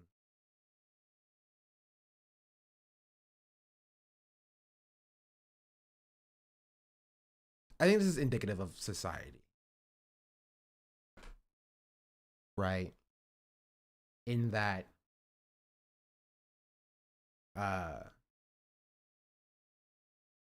society just doesn't take sexual assault and harassment seriously. I think that there are a lot of people, if they are going to talk about it, they're not going to talk about it in the way that they that it should be talked about, right? Or they say treat it with a level of sincerity, right? Because they think if they treat it with sincerity, that they're going to be breaking this like overarching solidarity with like other streamers, right? And they don't want to be like the odd person out. And so everybody is either reducing it down to just being a thing that happened, and Mango was getting a little bit weird and a little bit crazy, and it just was not any good. Or focus purely on like the alcoholism angle and not the fact that at a large streamer event there was sexual harassment, sexual assault that happened, that continued to happen numerous times with the okay of the people there.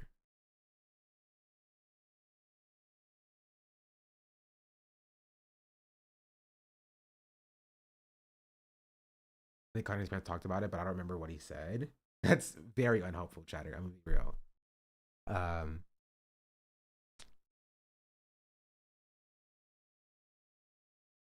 Origin solidarity is just misogyny, though. Not necessarily. That solidarity expands outside of misogyny. In this instance, it is misogyny, right? But like it expands outside of just this one system of oppression. If it wasn't like sexual assault, it would be a different thing,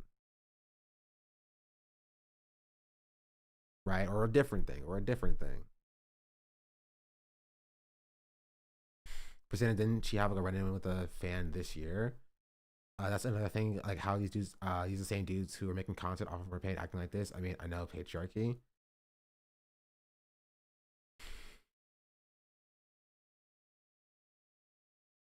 I don't know. I think this is what I think. This is what my projection is on the situation.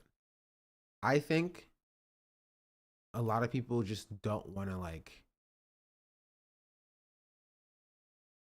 you know, weirden out the dynamics.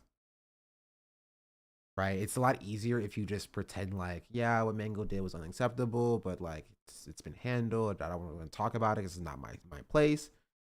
Right? Because if you do talk about it and you do call out like Ludwig and Stans and all the other men in that room, you're going to see them at the next event or the next event or the next event, right? You're going to interact with them on stream. You're going to play games with them and stuff like that.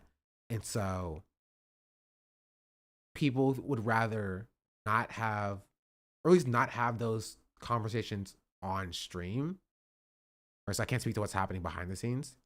But people, they won't have these conversations on stream or in public because they don't want to like break the dynamic. You know? Nobody wants to be the first person clipped. Yeah.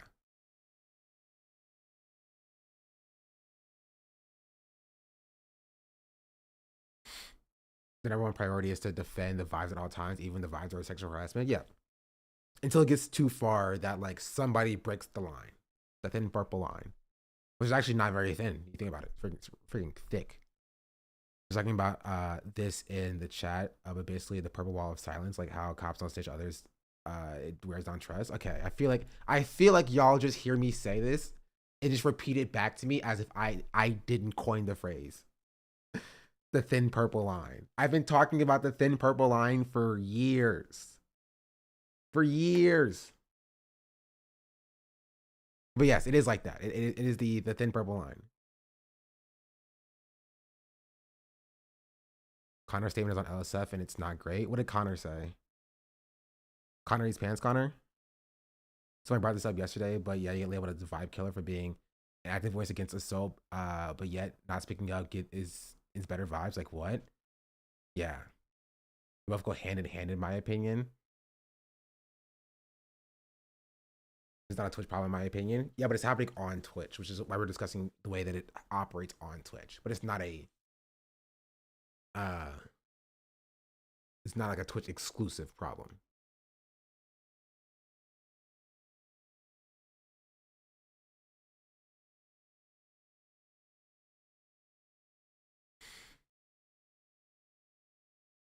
And like I don't even think it's crazy to just be like, hey, yeah,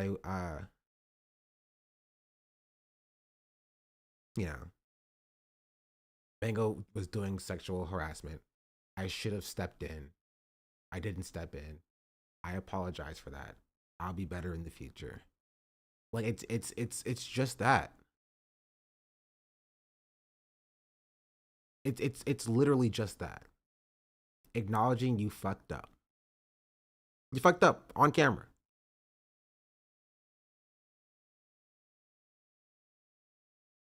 Acknowledging you fucked up and saying you're going to be better in the future. I have not seen that from anybody involved so far. Right? I said like Mango, but then Mango blends on the alcohol.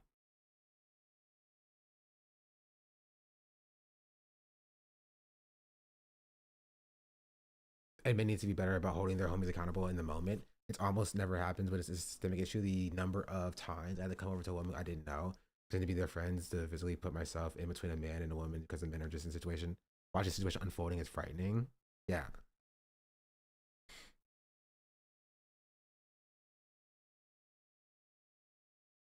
I did not steal the term. It's my term. Thin purple line is mine.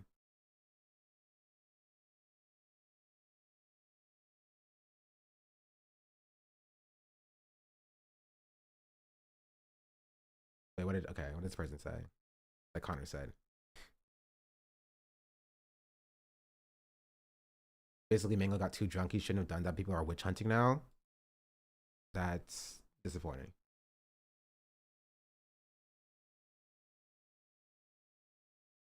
Put that clip up. I don't have the clip, chat. I'm waiting for someone to send me the clip.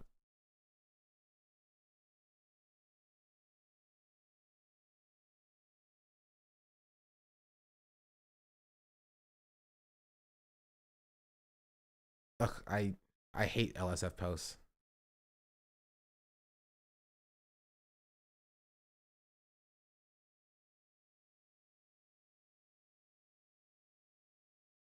See how things go. I think you guys understand how I feel about it.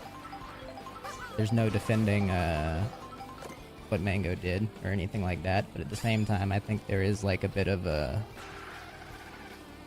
you know, witch hunt mentality of people trying to pile on and make things worse for them than it maybe needs to be, but it sucks. What happened? I was just Mango got too drunk at Vireo and did Mango stuff that, you know, was, you know, there's no other way to put it. It was pretty much sexual harassment. Whether or not the intent was, you know, I think he was doing that with everybody, but obviously it has a different...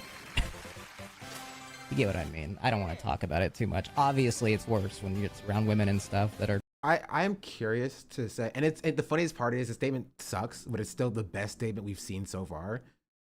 Like that's how low the bar is, right? The statement's bad, but it's still the best statement we've seen so far. Like, because he called it what it was, which is sexual harassment, right? My question is, why doesn't Connor want to talk about it? You know? Exactly.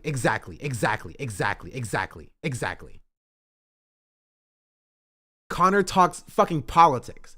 Why doesn't he want to talk about this? Why is this the thing that's like a bit icky for him to talk about?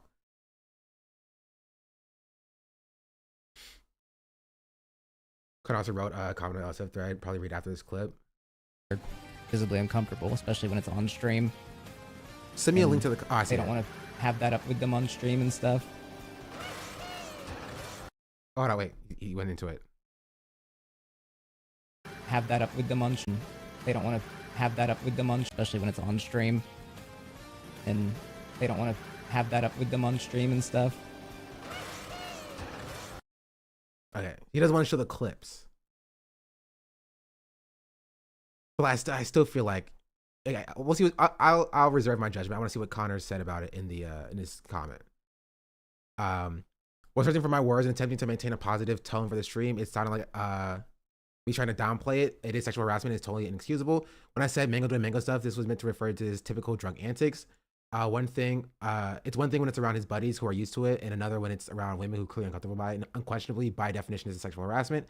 It's different when it's on stream. Comment I make towards the end is me attempting to articulate how the situation sucks even more than it otherwise would for women involved, since their experience is now a clip to be shared, reposted, and re-experienced and discussed by people who otherwise wouldn't even know it occurred. Women put in these situations often feel like they need to laugh it off or let things slide so it doesn't create conflict. Here, they're not even granted that control, and the consequences for Mango aren't anything they get to control either. It's been a lot to process for being a fan of his for 10 years and now a friend for 2 or 3. Disappointed, sad, angry, sad, all of it. Being even closer friends with the victims in situations, seeing them be put in this spot by someone I've only spoke highly about just crushes me. I know in the proximity to this that I'd be expected to comment. I should have been prepared to probably articulate it. My comments on stream to yesterday. Okay, this actually isn't bad. This is actually a good statement, I will say. I know elaborating here likely won't make it any better, but this honestly is the most close to home drama and a bad way to describe it I've experienced, and it makes me feel a little better to know that to make sure my actual comments and feelings are laid out for anyone who cares. Thank you, Yeet, for putting this on my timeline right before I went to bed. Yeah, this is actually good. Like I will go as far as say this is a good statement. Okay. This is a bad clip from Connor. This is a good statement, right? And I think, again, the only thing that I think is missing from here is because Connor was also there explaining why he didn't step in, right? I think that is literally the only thing I think that is missing from this statement, and from Connor specifically, is explaining why he didn't step in. But I will. I don't understand this normal Mango stuff. Was he doing before this? What I glean from that is like what everybody was saying it in the clips is that like Mango was humps on people. As we saw from all the clips that we saw, Mango just humps things for some reason when he's drunk, right? And there is some truth to it being different when it happens to people who he's close with and people who he's not close with. And Mango just did not draw that line. But I do think that even him doing it to people that he's close with, assuming consent, is still a bad thing, right? It's still not a good thing, right?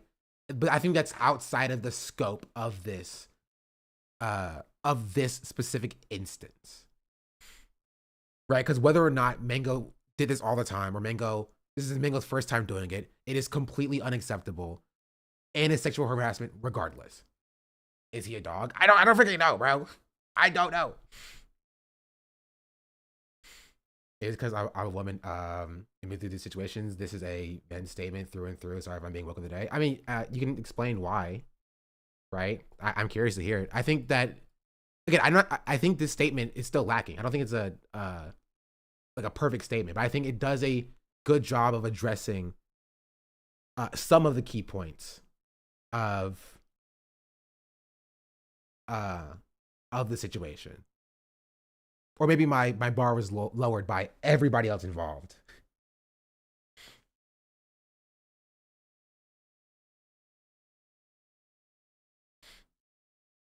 He's more so addressing his clip than the actual situation. That's fair. Right?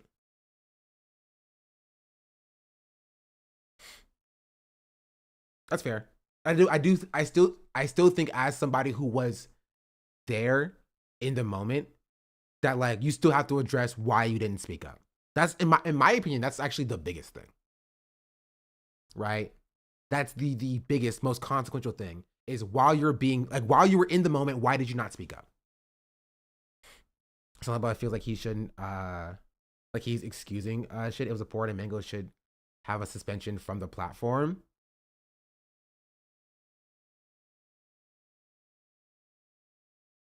I won't say I disagree, but I don't necessarily think that that's a call that like Connor should make in that moment. Like I was talking about like yesterday, right?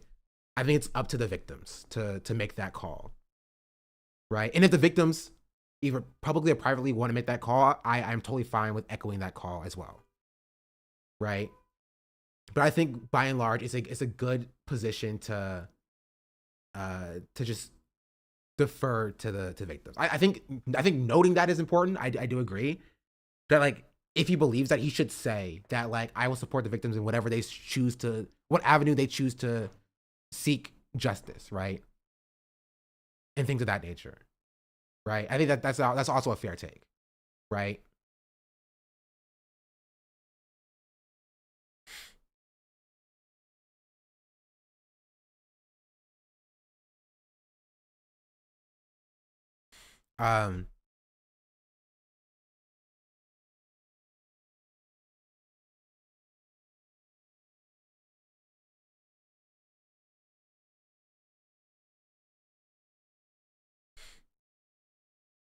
And it's a problem that this has been a known behavior for this guy for a while. I can this way towards other guy friends apparently, and only being called out like this now.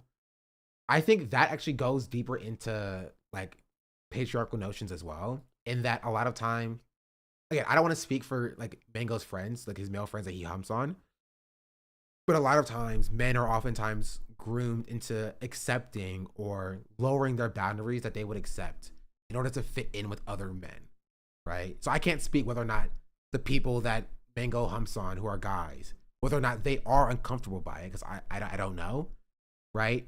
But there is a kind of like an unspoken rule for men to kind of accept when their consent is violated by other men in numerous ways in order to fit in. You know, that's true. I think that's my problem with a lot of statements, including Connor's. Granted, we don't know what's happening behind the scenes, but all of this Mango did this thing that wasn't great while drunk, and none of this like I will do in the future and how this is what I'll do in the future and how I will support the victims. No, that's entirely fair, Maya. I completely understand, right? It's entirely fair, right? But that comes with like actually that comes with the first step of addressing it as sexual harassment, which the only person who's done this so far is Connor, right? The only person who's done this so far is Connor, right? You can't say this is how I will support the victims in the future if you don't view them as victims, because you don't view as what Mango did as genuinely harmful. And Ray didn't call it sexual harassment. She called it unacceptable. Right? It was still neutered.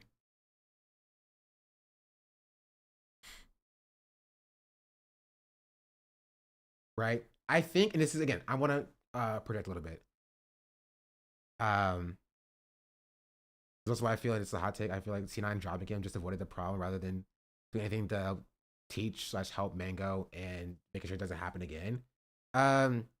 I don't agree, just because like we would never control what like C9 was going to do in the first place.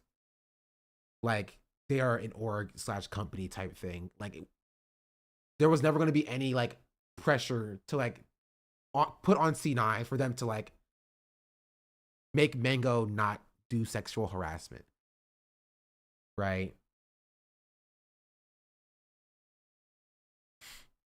I just don't think that that's the case, right? Honestly, it's not even on me to be like C9 should have or should not have dropped Mango. Again, I think it should have been, you know, in conjunction with like what the victims want to happen. If C9 wanted to take that on the responsibility of doing so, they could have done so as well. Or if they dropping him, they decided to drop him. That's what they decided to do, right? My my point is specifically that the victims are, you know, are listened to, and what they want to happen is taken into account, and the protection of future victims in the future. Right. The intricacies of what choices are made, I don't necessarily care about. Like, I'm not like beholden to like Mango being in C9 or not in C9. Right. I'm for the victims getting justice and to protect future victims, future potential victims. That's the only thing that matters to me.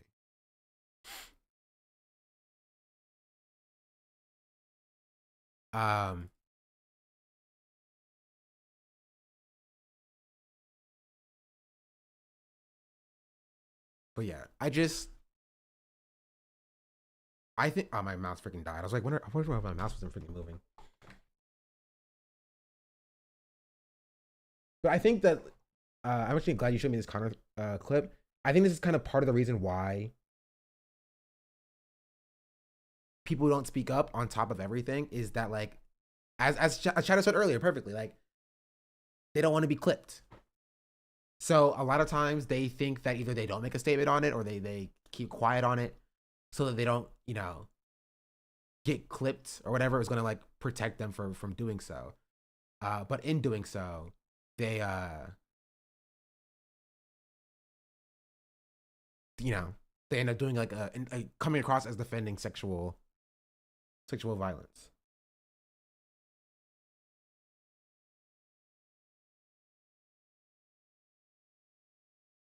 Because Aura kicked him out.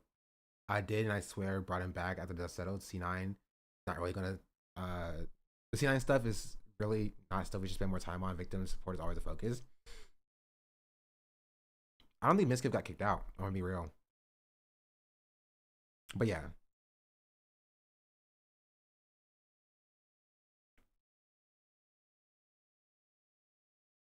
Yeah, I thought y'all were overreacting to this, but after seeing this BS that Connor posted, you're absolutely correct, and this is disgusting.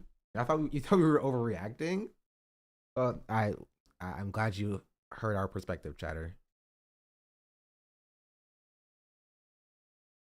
But yeah, I don't know where it goes from here, honestly, but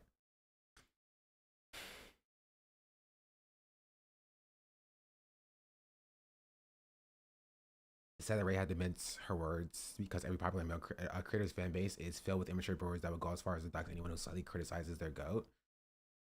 Yeah.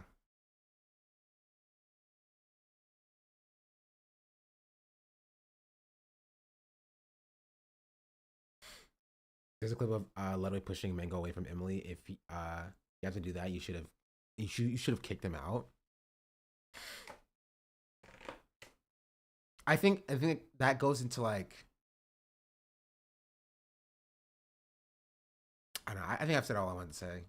I don't know if there's any more to say. I don't know if there's any more statements. We've already covered all of it.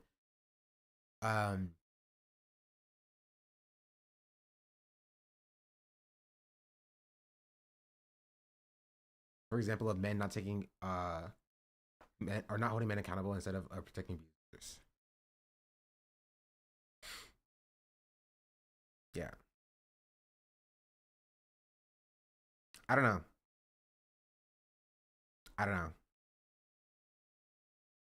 It's disappointing.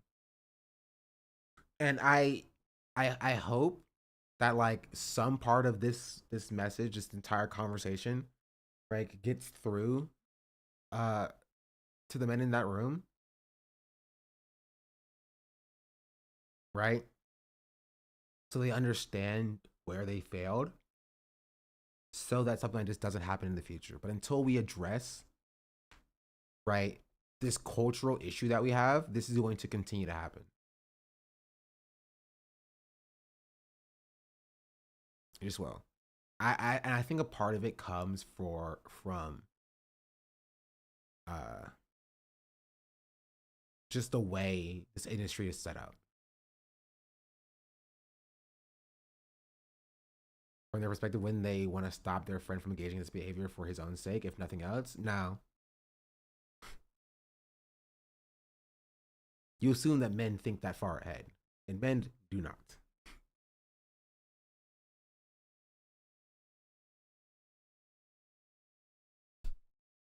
right? It's better to keep the men dynamic, right? The interpersonal dynamic. I don't know. I am disappointed, and I want better for the space that I occupy and for the creators I watch. Right? This isn't unique to like this space, right? The same thing applies to friggin' the AMP space, right? Kaya was in his own controversy for his friend who was accused of rape. And if they have people who are sober and supervising in the future, it needs to be a mixture of men and women. Because even sober, a woman is more likely to step into the man's systemic problem in the picture system and all that. I mean, I think that's just good in general. Right? Just like, this is why the diversity is like important.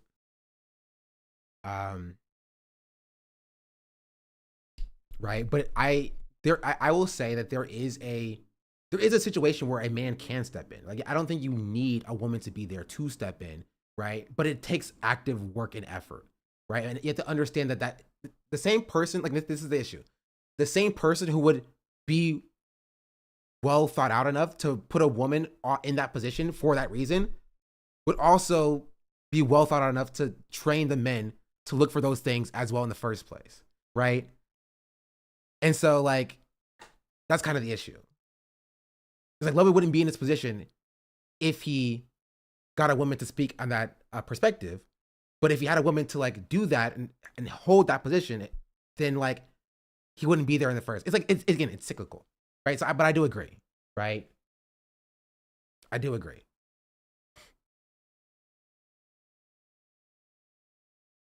Were women in general? Oh, 100%.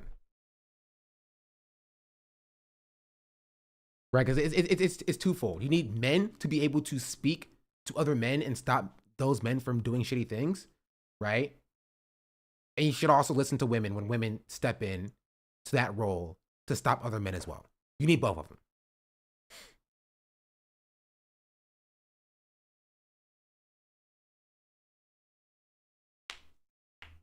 But yeah, that's my position. That's my take. Right. And okay, actually, that's not my take. I have one more take. I have one more take. It's the same issue. That's why people use their privilege to fight racism. A whole room of them had a perfect opportunity to be the man they claim to be on stream. 100%. No, I agree.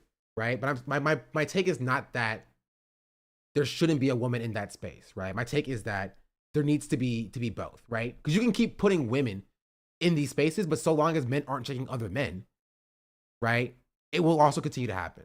So you need a combination of the two. You need to simultaneously train the men to be able to speak to other men, step outside of their role in the patriarchy, to stop other men from causing harm, right? While also increasing the amount of women in these spaces to limit the harm while it currently exists. So we have a zero tolerance policy at events. The problem with zero tolerance policies is that they're still needs to be enforced, right? They still need to be enforced. Somebody needs to do the enforcing, right? And what they choose to enforce as zero tolerance is still up for bias, right? Because the issue is not necessarily just stuck with this. This is my last take, and then we'll move on. Right? Do you remember I think it was last year? Ludwig had an event that was criticized for not having enough diversity. I think it was Fast 50. And his response is like, oh, well, I just invited my friends because they're easy to get a hold of. Right? And like, I'm not an admissions board, so I'm not going to like do like a quota of like, oh, you need to be here and you don't need to be here. Remember that, chat? I think there's an interesting overlap with that event and what happened at this event.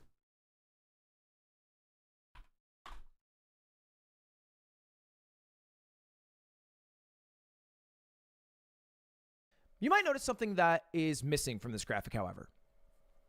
People that aren't white or dudes. There's a lot of white guys, all right? And I got a bit of heat for that online. How did Ludwig manage to put together 19 white guys and one Asian guy, shout out Liam, for a speedrunning event, not one headlining woman? And then there's even more tweets. And by the way, I should say this right now. I have tried to blur out as best I can everybody's name and identity. I never want people to go for bat for me. Don't defend me, man. All right, all you should do is watch the thing that I put out. If you like it, hell yeah. If you don't, that's okay. Stop watching me, but never feel the need to defend me. I'm okay. I can defend myself. I'm an adult man in this world, and I don't want anyone getting in battles on my behalf. Anyway, this tweet read, why is there not a single woman in Ludwig's speedrun thing? Ain't no way. And then GTM posted rightfully that well, here is just an example of one woman who is participating in it. And then they said, that's good to hear. I am happy that she will have that kind of opportunity to represent women in speedrunning. Have you talked about controversy last couple of days, missed a few streams? No, I have not. Not really, because what is there to say, you know? Maybe we'll talk about it later. It does feel last minute as a way to cover up the negligence, but still dope to see. And then Laura, thankfully confirmed, no, he actually contacted me way before the initial trailer dropped. I just thought he didn't want me. No, definitely wanted Laura. Laura's a great speedrunner. So, you know, I'm not trying to sit here and tokenize and be like, yeah, I got this fucking woman and this black dude and also this Asian guy. Like that's cringe. I don't need to tokenize the people who are going to my event. It is not all white dudes, okay? There are a lot of white guys. That is fair.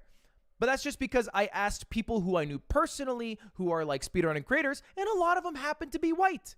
And I wasn't going through like I'm a fucking admissions board saying, sorry, man, we hit our white quota. We can't allow you, Point Crow. All right, man, it's just not going to work out for you. I didn't do that. But safe to say, there are many more people than just white dudes attending. So I think Ghosted RS, thank you for the 5 month subscription. I think this might be a tad bit of a stretch, but I think that there's a little bit of overlap here, right? In just the way that Ludwig runs his events. And it's run not as like an event per se. Right? It's run as kind of like a frat party a little bit, right? It's like a live streamed frat party. It's the boys club conversation that's happening here. Right? It's there's hair in my mouth. Am I a cat? Jeez Louise, what was that? It felt like there was like an entire bundle of hair. My hair falling out? Am I going bald? Sorry.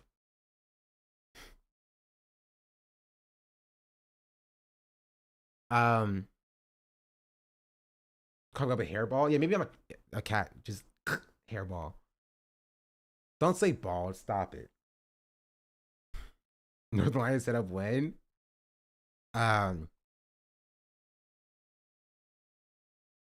Anyway. Hey, focus. But the way that he runs his events is a little boys clubby, right? It's not like structured in a way so that it has things like, you know, HR, or like diversity, or a, you know, sober event coordinator, something like that. And so because he's putting on these events as though it's just a group of friends playing games, because essentially it's what it is, right? It is essentially just a group of friends playing games. It leads to blind spots when those friend dynamics are expanded into people who may not be as comfortable with them. And when you don't have those conversations about what is and is not okay, what people are and are not comfortable with, then it leads to situations like we saw like here. You know what I mean? I would just admit that he knows no black or female speedrunners personally. I mean, I'm not surprised. That was a thing that he kind of said a little bit. I think Off-Brand had HR, but they're unemployed now. Was that HR for the company or HR for the people who go into the events in the first place? I think that is good analysis and ultimately what it came down to. Yeah. And so there are a few ways you can fix that, and that is, you know, step up and as a man talk to the other men there and stop them from doing things like that, because it happens in normal societal dynamics. So of course it's going to also be echoed on stream, or professionalize the events a little bit more, and you know, have somebody whose job it is to deal with interpersonal streamer dynamics. Because companies have that. And companies have, outside of like HR departments, have people who deal with like the talent specifically, who deal with the agents of the talent, who, if there's an issue going on, there's conflict resolution. There's somebody whose job it is on like sets of movies to do that job, right? And he may need to do that, and he may need to step away, or it may need to step a little bit away from just being like a group of friends playing games, which is how it started, right? And being a more professional environment. Because if you don't do that, you get instances like this.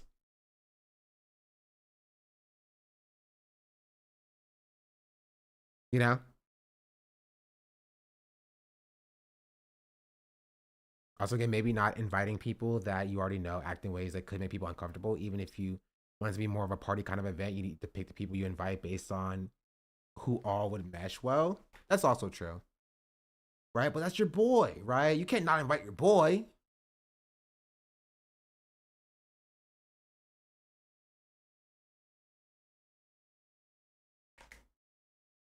You know?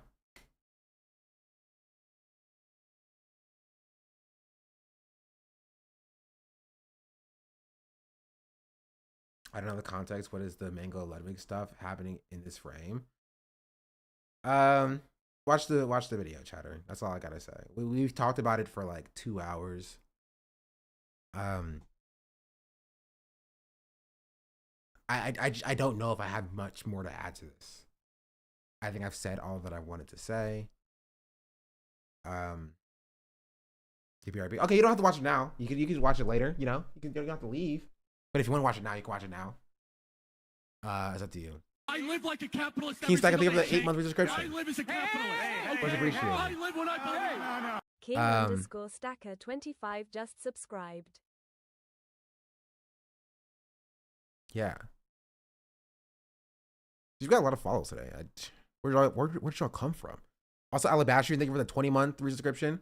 Bears, thank you for the 26-month. Deddy's, thank you for the Prime. Before Kakusta, thank you for the 23 months. RK Monkey, thank you for the 2 months. This is Essie, thank you for the tier 1. A Lucky Dragon, thank you for the Prime. Oh, that was yesterday. It came from Elsa. Don't say that. Don't even do that. You passed 30K. Yeah, you passed 30K like a while ago. A few weeks ago.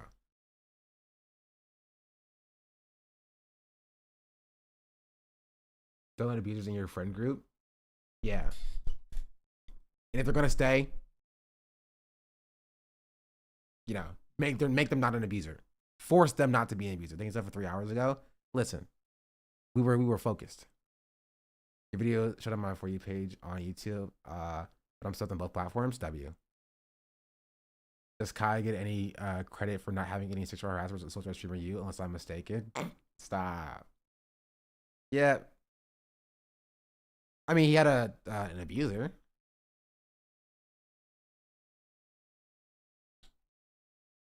With any instances of sexual harassment and abuse? I actually don't know. Someone shot a girl in the eye with like an Orbeez gun thing. She had to go to the hospital. There was rampant bullying. That event had problems. Not a lot of problems, but there were some things that happened at that event. What? Yeah, not with the real gun, but like with like one of those Orbeez like guns, like a Nerfish type gun, like a toy gun that shoots like Orbeez. Right?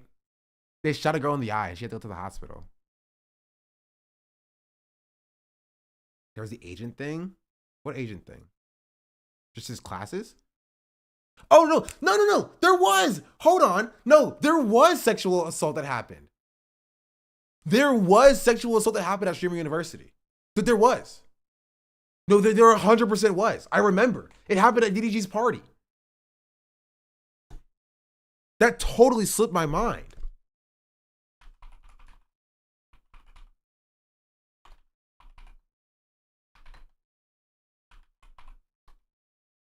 It happened to Cooking with Kaya.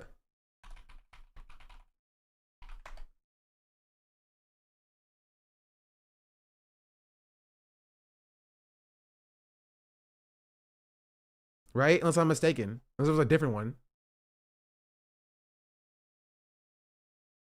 A different person.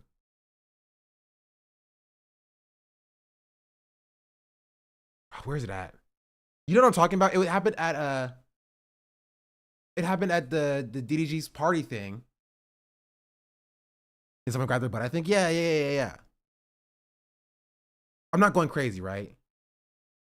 That happened.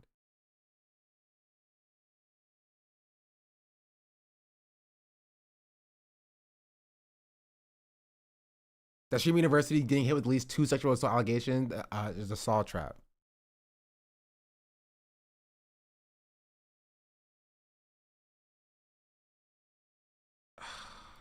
We saw somebody talk about it, but no, that did happen.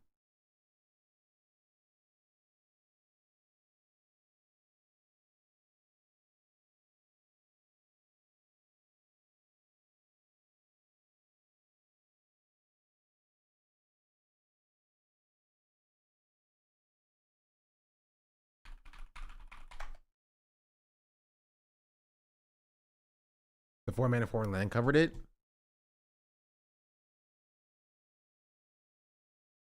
Yeah, it did happen.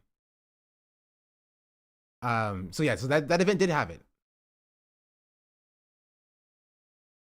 But I think I covered all I wanted to cover about this specific situation.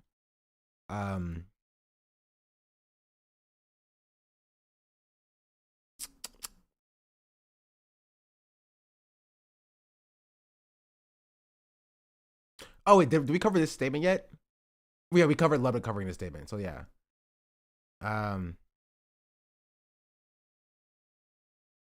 Yeah, I have to.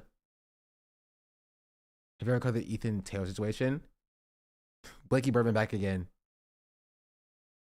No, I have not. We're gonna cover that as well. What is this?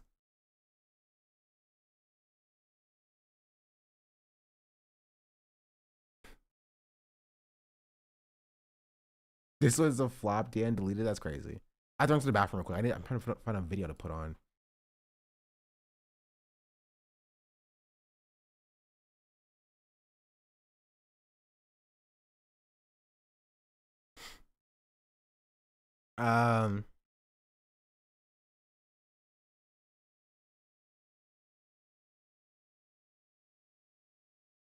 Here we can. I'll put this on while you're in the bathroom real quick. The extreme heat could affect voter turnout on this election day here in New York City. There are nearly a dozen Democratic candidates for mayor, but new polling shows it's really a two-man race. And this morning, we're hearing from one of those men. Christina Fan joins us live from a polling place in Morningside Heights. Christina. Mary and Chris, good morning. Recent polling shows that this race is getting even closer between the top 2 contenders. So voter turnout is really key today, especially amid these oppressive and humid conditions. The New York City Board of Elections says it is prepared to handle today's forecast across its more than 1,200 polling centers and will be providing refreshments to voters if they need it. 11 total candidates are running in this year's Democratic primary, but from the get-go, many of them ganged up on former Governor Andrew Cuomo, who is trying to stage a political comeback after resigning in 2021 over sexual harassment allegations. Despite being the early frontrunner, Cuomo is facing stiff competition from State Assemblyman Zoran Mondani, a young progressive who gained support with populist proposals such as free bus service and rent freezes for rent-stabilized apartments. Cuomo blasted his opponent as inexperienced while addressing a crowd of supporters last night at the Carpenters Union headquarters. Mamdani, meanwhile, made an appearance on The Late Show with fellow candidate Brad Lander, whom he has cross-endorsed in an attempt to team up against the former governor. And he also just delivered an address this morning from Astoria, Queens. We've shown that by focusing on the issues of working and middle-class New Yorkers across this city, that by listening instead of lecturing, that by creating a politics of no translation, New Yorkers will join you in your fight for a new city. This election is about saving our city by restoring a government that works, that has knowledge, competence, and ability. This is not a job for a novice. This is not a job for a person who really never had a job before. Others vying for the Democratic nomination include Adrian Adams, Michael Blake, Brad Lander, Zelnor Myrie, Jessica Ramos, Scott Stringer, and Whitney Tilson. The winner of the Democratic field will face Mayor Adams, who is running as an independent, and Republican nominee Curtis Sliwa in November's general election. Again, polls are now open and will close later on this evening at 9 p.m. Reporting live from Morningside Heights, Christina Fan, CBS News, New York. Christina, thank you.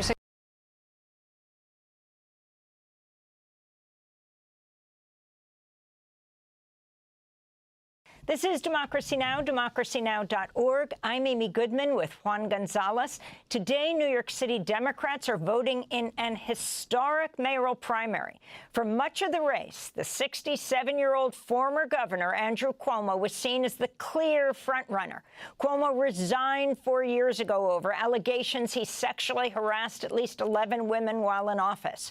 But polls show the race has become extremely tight. The possible new frontrunner, according to some polls, is a 33-year-old Democratic Socialist State Assembly member, Zohran Mamdani.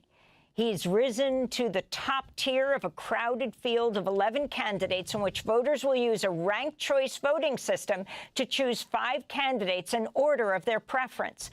A coalition of progressive groups has called on voters to not rank Cuomo. Last October, Mamdani joined Democracy Now! As he launched his mayoral campaign and laid out the platform he's now known for. Today, he joins us on the phone from the campaign trail for a few minutes before we look broadly at this historic race. Zohran Mamdani, welcome back to Democracy Now! You held a news conference this morning in your home district of Astoria at sunrise? Yes, I did, because that's the time that many New Yorkers are getting up to go to work, so they deserve a mayor who'll be ready just like they are. And so talk about what your message is today and how you think it is that you have eaten into something like a 40% lead that the disgraced former governor Andrew Cuomo had, and now some polls are putting you ahead. Well, Amy, it's the same message that we've had since we launched this campaign on October 23rd, 8 months ago. And it was such a pleasure to do so at Democracy Now! And sharing our vision for a city that New Yorkers can actually afford. Affordability is the crisis of the 5 boroughs across our city, where we live in the wealthiest city in the wealthiest country in the history of the world, and yet 1 in 4 New Yorkers are living in poverty. 500,000 children are going to sleep hungry every night, and the rest are in a permanent state of anxiety as to whether they can continue to afford to pay their rent, to pay their child care, to even afford the cost of groceries. And ultimately, what has powered our campaign's rise from 1% in the polls to being just a hair's breadth away from City Hall is this focus on an economic agenda that will deliver a New York City that working and middle-class New Yorkers can actually afford. And how have you been able to build such a large campaign apparatus, despite the fact that most of the, quote, establishment Democratic operatives, the unions and the political leaders have not backed you? You know, I think it's been incredible to see how the very New Yorkers. What's up, chat? I have returned. I'm back. What did I miss?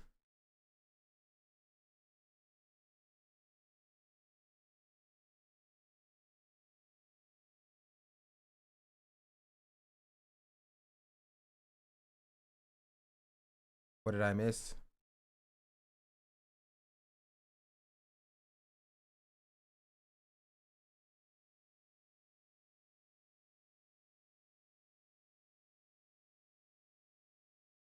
What is this?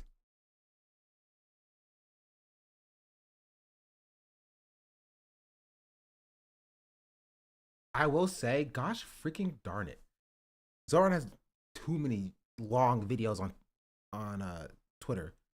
They perform well there, but like, does he post them on like on YouTube or something? Do I have to watch him on the Twitter player? Please don't make me do that. Please don't make me do that. Earlier tonight, our campaign passed 1.5 million doors knocked across 5 boroughs. The 5 boroughs. Here are some of the volunteers who made it happen. Let's see where's next. I'm gonna dial.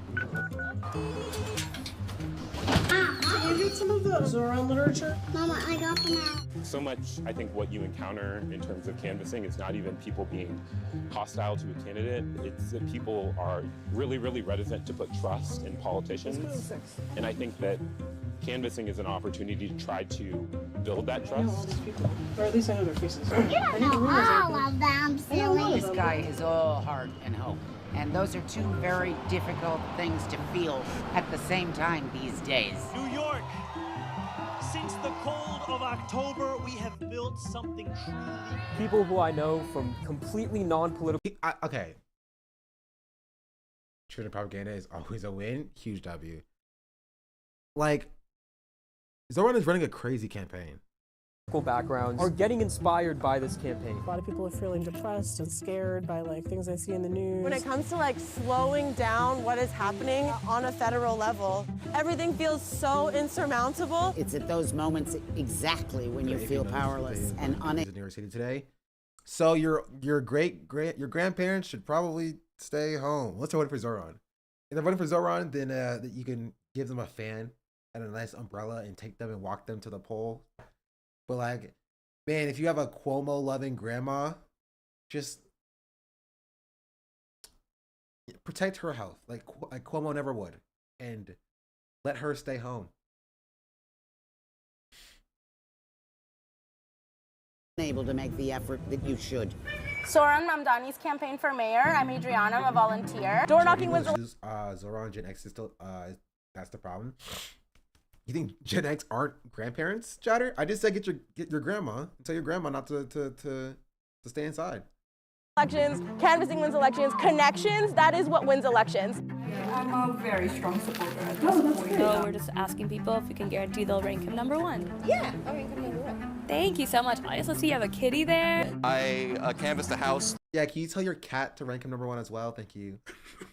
That had 2 roommates that asked to be parents. Yeah, they're grandparents. Put down to volunteer. Wasn't in the best mood that day, but once I came across them, I was like, that really uplifted me. People think of Staten Island as like a deeply red borough, but ultimately it is still a very working class borough. So the reception I've gotten is actually overwhelmingly positive. The things that you care about, the people to the right and left of you both care about. The Bronx loves him so far. Quiere ofrecer la renta, quiere hacer el bus gratis. And neighbors were saying, thank you for coming to talk to me.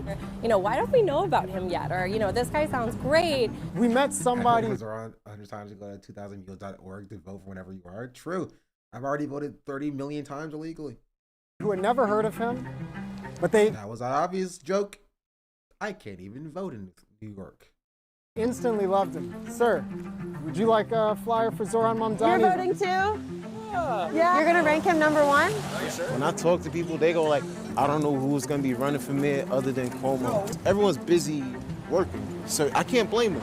But one thing you can do is literally advocate for the people that you want. And I want Zoran Mamdani. The fact that he wants to implement rent freezes, we got someone to say yes, that they're going to vote for Zoran. Especially when I talk to a lot of seniors. They're suddenly very, very interested in issues about groceries. Oh, I wonder why. I wonder why.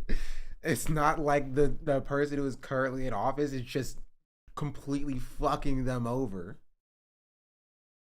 When it comes to things like, grocery prices and the price of eggs, they'll come down eventually, guys. Don't worry.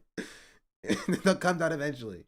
Almost like seniors eat. Yeah, seniors do. They don't spend their money on anything else. They spend their money on groceries. They get their freaking Social Security and it goes straight into their groceries. That's all they do. They eat their groceries and they knit their sweaters. That's all that old people do. Living. I actually met a few grandmas. Oh, and birthday cards. You're right. How could I almost forget? You're right. I loved this pamphlet part in Spanish. There's so many of us that do want a mayor that will. My grandfather used to love freaking fried chicken before he passed. That was his thing. He didn't do like he wasn't like the stereotypical old man. He used to walk like 5 miles a day and just eat fried chicken, Bojangles biscuit cake sandwiches. Don't ask me what it tastes like, because I never had it. It was all just like Bojangles, and he would take like he was like the most unhealthy person that I've ever knew in my entire life. He would take like pound cake. He'll have like pound cake, Bojangles, Bowberry biscuit, ice cream, more pound cake, all in one sandwich. And he'll just be like, he'll just eat it. I'm like, bro, where is that going? Where is that going?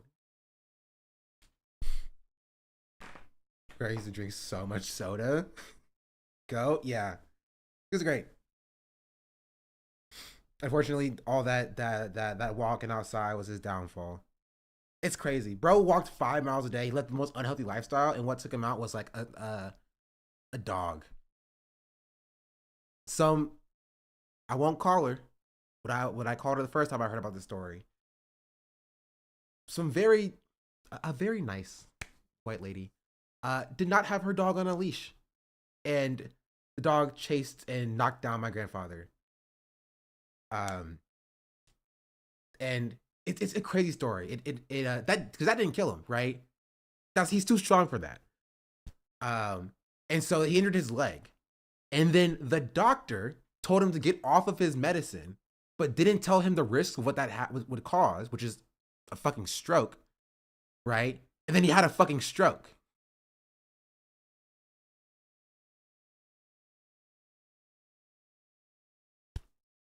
So, shout out to that white lady and that doctor.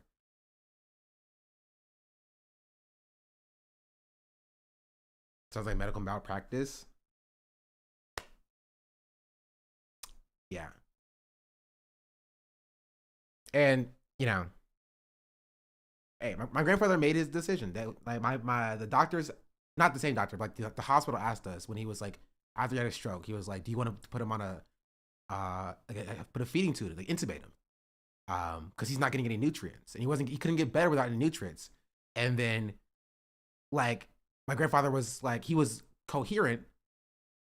He could barely speak, but he could speak a little bit. And so my aunts and uncles, my dad asked him, he's like, they want to intubate you, like feeding tube. He was like, fuck no, bro, just take me out, you know.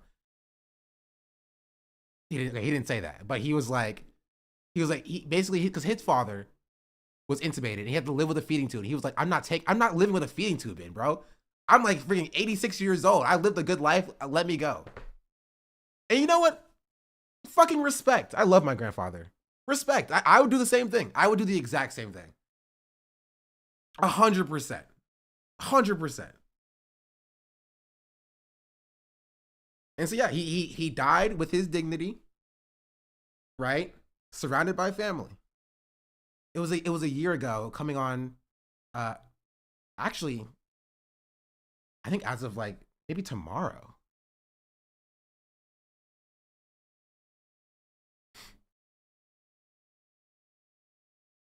It was in June, and I remember because it was when Joe Biden dropped out.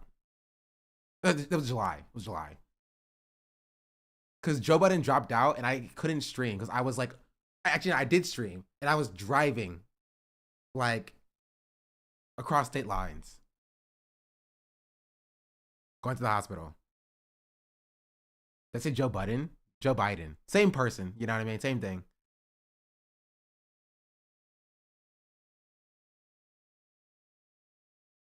That's what you were doing? Yeah.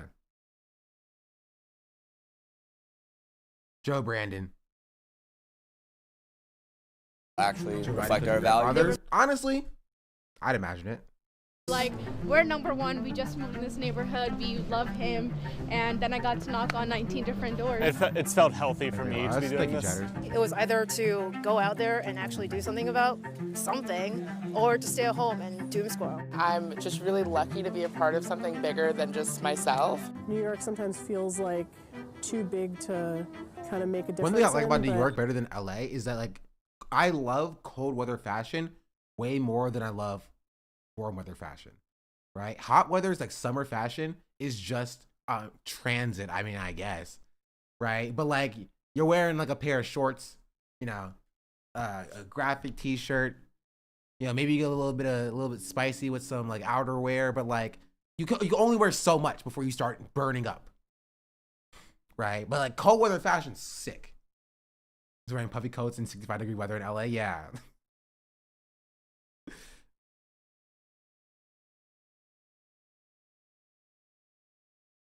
I hate being bulky and wearing layers. I disagree. Right? Because I be dripped out.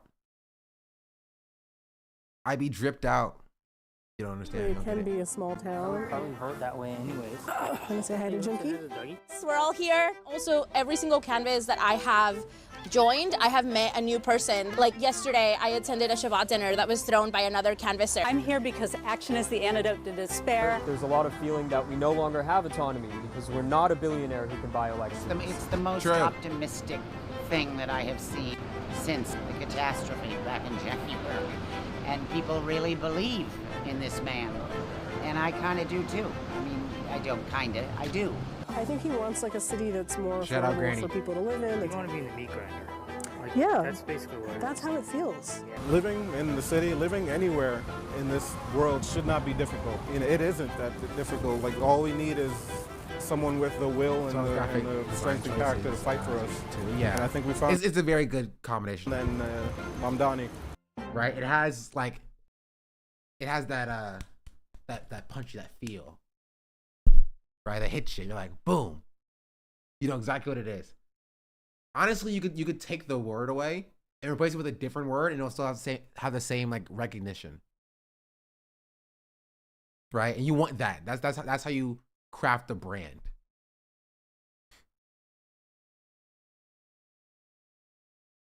Also, his middle name is Kwame, which is sick. W. I'm sorry. Why is Ian on the 2025 XXL list?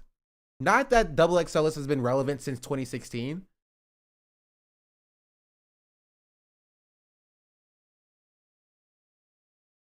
Wait. I don't know any of these people. Am I out of touch?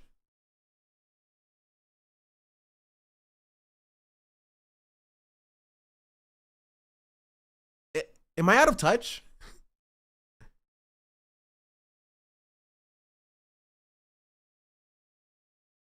Like you meant iDubbbz? No, iDubbbz would not be on the XXL freshman list. You know, was it Jello? Gello? I don't. I probably heard a song.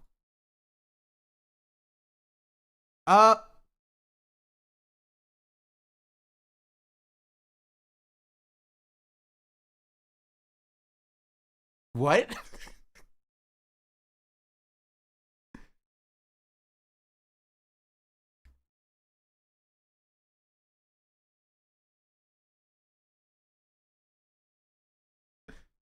You don't know? I know who Ian is. Isn't Jello one of the Ball brothers? Apparently, I didn't know the Ball brothers was a rapper. One of the Ball siblings. I didn't know he made music. Check guys. Subscribe to 100 degrees, gonna be 113 in some parts.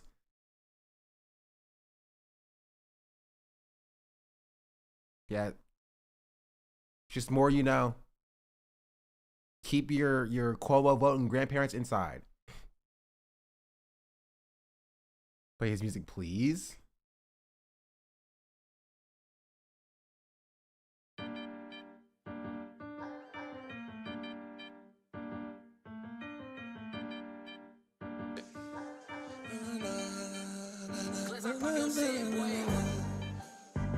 Watch out your shoulder, nigga. She get real out here, fool.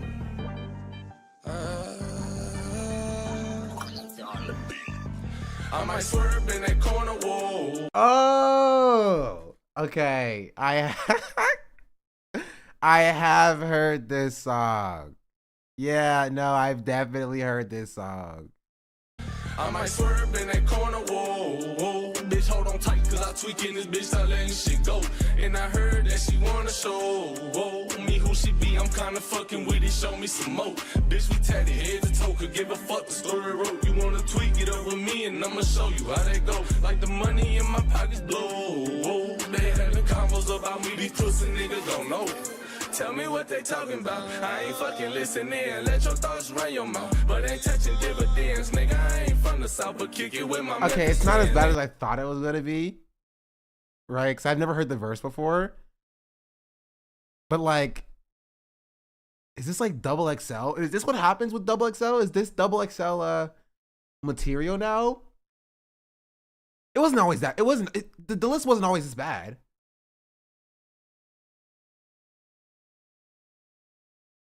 I can't take a loss. I'm always going for the win. I've been geeked up in this Last year's double XL freestyle was horrible. No, it was. Okay, now I need to see it.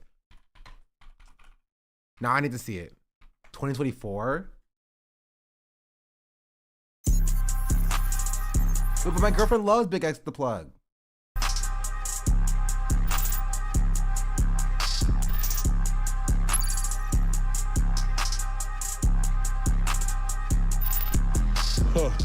Hey, let's go. You know I rip 600. A bitch nigga reach for my chain and this bitch on my soul. Then that boy gotta go. The baddest of bitches be on me and all of my niggas. Soon as we hit the dose, he really was selling them right till I started progressing. Okay, well, it's not that bad. I've heard worse. Like, it's not like, yeah, I love this, but like, yeah, it's not horrible. I've definitely heard worse from Double XL. Trust and believe. Really, I'm kind of the biggest. They call me Big X. Baby, if you didn't know, he named a top 5 in the city and don't mention me. Then he play with his nose. These niggas get caught in these gyms and go sit in that cell and can't stick to the code. Nigga, you pussy. I heard that you froze your partner. Red, y'all know to be told. Give it a that. He's still got a minute.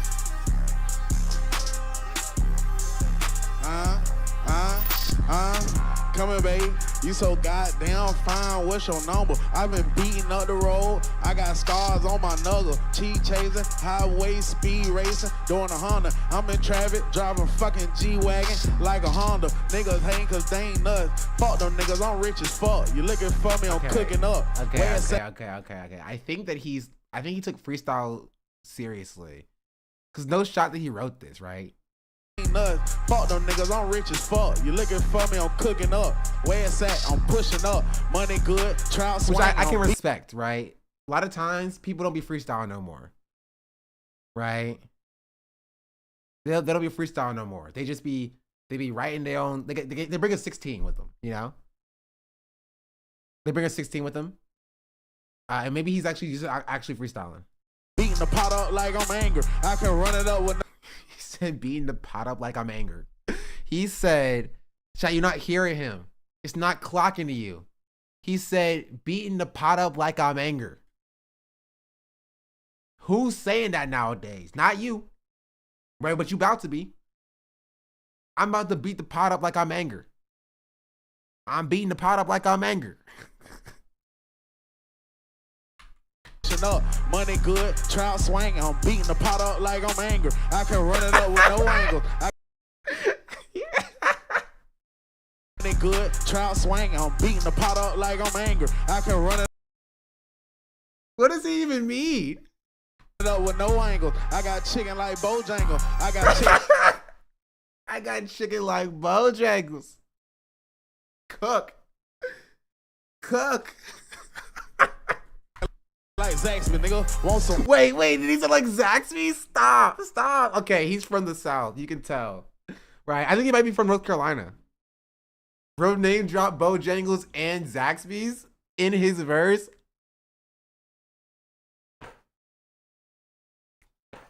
Stop. It is hungry. Bojangles better than Zaxby's? I can see that.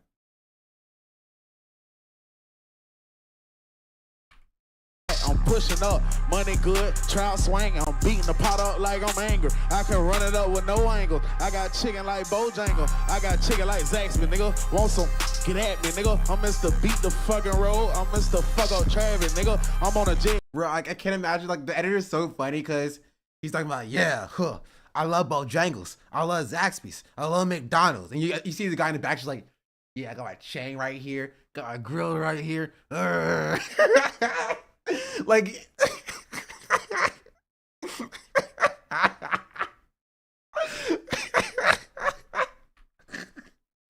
oh, you're doing him so dirty. You're doing him so dirty. Get at me, nigga. I'm Mr. Beat the fucking road. I'm Mr. Fuck up Travis, nigga. I'm on a jet drinking champagne with no ice, nigga. I got too much dog shit on me, run a light, nigga. Fuck the lanes, you look better with a boss, baby. I buy you Carhartt, let me nail you to the cross, baby. You look good in that dress, but take it off, baby. Okay. Yeah, bitches trying to count me out, and that shit ain't adding up, huh? It's a fifth cipher, I smoked this year, I still ain't passed the blunt, huh? Ever since I hit the scene, I got all these bitches gagged. 101 custom jeans, couple beans to pop a tag. She keep dropping all this music, someone tell her that it's whack. All the streams of income, I feel like I'm costing that. 100 racks. She name dropped Kai Cenat. Okay. In my bag, 100 pounds on my neck. I just left the Louis store, and there ain't no Louis left. My closet got more owls than sacks. That shit look like the outlet. My dress still smelling like the model. This fit ain't even out yet. I've been killing all you hoes. Okay. Little bitch, I'm still the baddest. I should claim you on my sons. I'ma claim you on my taxes. I put belt the ass and pen the pen. Okay, she at least has better wordplay than like the last guy. You know what I mean? I'll give her that. I'll give her that. Yeah, she has a significantly better wordplay than I got chicken like Bojangles. I should claim you on my sons. I'ma claim you on my taxes. I put belt the ass and pen the pad. Foot on next, these bitches mad. She asked where her nigga at. She can't get her nigga back. Okay, slow switch. Bitch, I'm bigger than the state. What a Spurs play. She a bum. Why would she wear that on her birthday? Oh, she's talking about, okay, y'all ain't hearing her, chat. She's talking about old girl who got mad at her home girl for saying that, for like showing up looking better than her at her birthday. You're not hearing her. You're not hearing her. You're not hearing her. She said you should have showed up in a jean skirt. You're not hearing her. For the function on a Thursday, bum bitch contest, you in first place. Been on the big Don, I'm a bad bitch with a bankroll. Bad and bougie, I've been the type to go stink face on a stink hole. Johnny. Okay, she found the beat. Hold on, she started cooking. Okay. She started off a bit shaky, a bit rough. Bad and bougie, I've been the type to go stink face on a stink hole. Johnny Dang doing home deliveries, niggas got me snowed in. Vacay wins, clear water and white sand, I put my toes in. Okay. Touch the mill at 21, fuck I look like being humble. I put more on the ring than a fucking Royal Rumble. Okay. Yeah, yeah. Oh, she carried. Oh, she hard carried. Oh, she hard carried. I think 2023 is get the 50 seconds, please. All right. Okay. Yeah, she cooked. She cooked.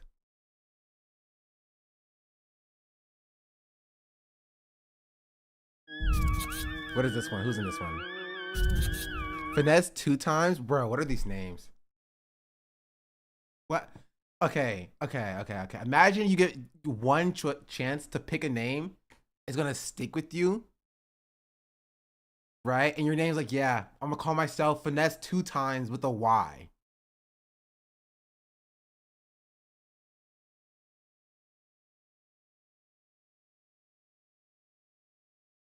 Sure. She danced around the beat intentionally to prove that she could rap in the pocket as well. She got my vote. She cooked, yeah. Anyway, this is 2023 now. 200 on me, 50 in these pockets, 4 pockets full. Gotta say I'm gangsta, check my records, it's understood. Gotta say I'm mob, twist my fingers in every state. Gamble with okay, he's cooking too. Life, I got whatever, I 6 and 8. Also, they look like this rapping shit don't work, then I'm I kind of vibe with the cinematography here too, by the way. Fingers in every state.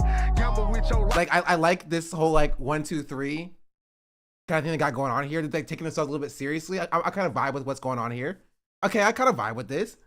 But Schoolie said it gets bad, so I'm curious. If I got whatever, I 6 and 8. Tell them 4, this rapping shit don't work, then I'ma send a hoe, won't tell them more. 2 types of exotic, told them send them both, be on the flow. I'm from Memphis, okay. RIP to Bentley boat. Wrestling with my freedom, now I got shit in the figure 4. the beat, homie. I'm blacking out. Security out on feet, Glock in my hand. When I'm backing out, who cracking out? This what happened every time they count me out. Free the guys, I'm eating good now. I can't go back to chow. Okay. I can't make no moves without my brother. Niggas hating on them boys, say they rich off bubble. I'm on some roster shit, fuck your daddy, fuck your mother. I'm trying to fuck on this little sister, lie say I love her. I told you I was gonna get you back, that's a triple.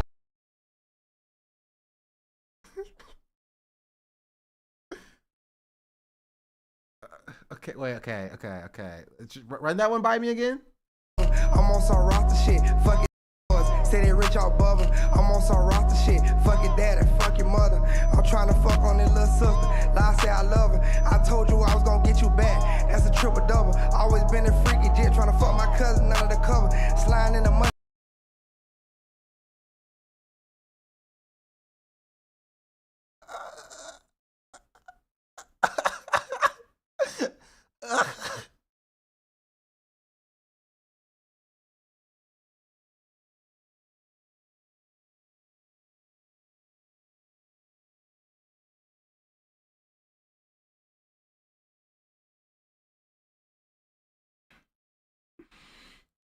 Why would you write that?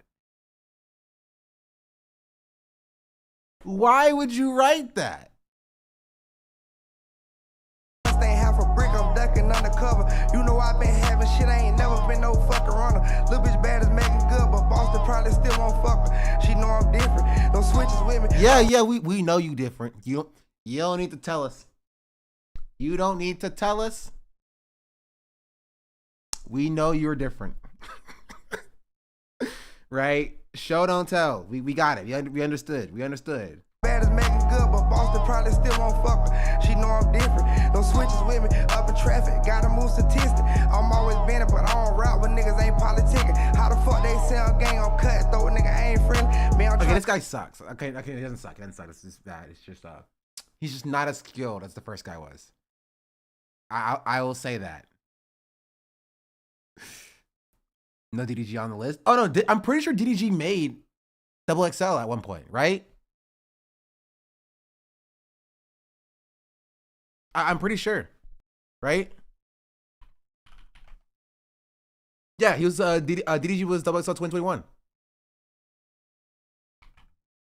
Wait, really? Yeah, chat. Yeah. Wait, he was on his freestyle had Coil Roy in it? Stop. Not Coil Roy. Coil Ray. Coil Roy.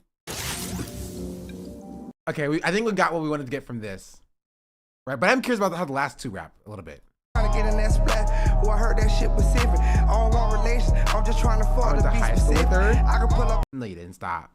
People are gonna say that about me, by the way. They're back. Yeah, I went to high school with this kid. When I get super famous, become a multi-millionaire champagne. So it's just Coil LaCroix. Coil LaCroix. Do you not expect how little raps? Killers in a bed. For the ops and whoever come with them. Beats fire though. They wasn't with me.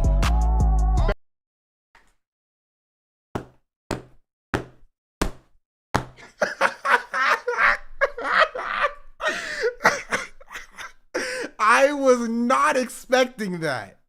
I was not expecting that. That's bro. In my mind, I was like, okay, how we gonna rap?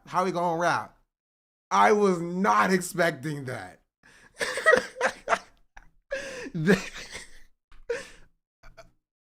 I'll hear him out. But it caught me off guard.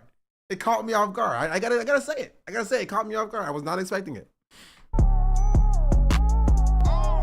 They wasn't with me. Back when I was driving in my 03, I was sitting on that bench, they wouldn't play me. Okay. Now I'm up on niggas like I'm KD. Hey, now I just shoot. Hey, I can't pass that rock, I got a hoop. Hey, she love when I pull up in that brand new coupe. I don't know what thing she wouldn't do for me. I don't know what thing she wouldn't do for me. I don't know what thing she wouldn't do. I will for me. say it's a choice. It's a choice to drop your hook on a cipher. Most people don't drop their hooks on ciphers. They usually go verse, but hey, who am I to judge? Who am I to judge?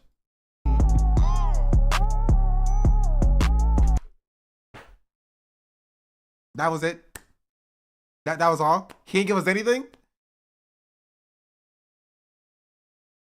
Giveon rapping. I mean, it's the double XL. Like, this is about rap. Like, Giveon showed up. Giveon rapping. They can't get in without no wristbands. Gang members is my big. Pop Smoke. Welcome back, Pop Smoke. They can't get in without no wristbands. Gang members is my big fan. Claim my season every shot. Killing them on killer cam. I don't know, man. Stop asking me all them dumb questions. Hitters going duck questions. Live with it. Trigger finger on hold till my feelings get. This that ready set. Here I come. Go. I do the picking now. Get chose. Get top. Then he get low. If you ever had problem, niggas, hollows. What I fuck. I'm just saying. Right? She's giving real gangster. I'm gonna be real. I believe her. She ain't gotta convince me. I believe her. I believe her. Good bin backs. I'm every nigga's match. I step in and turn heads like, who the fuck is that? Ass naked on a balcony. I'm Sadi and I Sadi. Blocker. Where the fuck is, You know I got something to tell. Big gator up on double XL. Put my problems in the blunt. I'ma spark them L's. Send shots to your mans while he pick up the shells. You know I gotta keep it discreet. Her Don't voice is wanna hear crazy. no feedback. Her voice is insane. Up the shells. You know I gotta keep it discreet. Don't wanna hear no feedback when I'm feeding the streets. Hit the gas, got my feet on the beats. Big gator on the check-in, you're fucking with a G. Have to make your money moves, they don't tell nothing. Last year was on them standby. I will 100%. I think that she's the most skillful person in these out of these four, at least in rap, right? I do like the first guy, right? I'm a fan, but like I think she's just the most skillful. Buttons, them COVID days can't smell nothing. I can sense a pussy ass nigga gon' smell something. Okay. That's solid. The second guy killed me though. Okay, one more time. You guys have to see this. There's a mid, but her tone and voice is everything. Yeah. And that's kind of all you need in rap, right?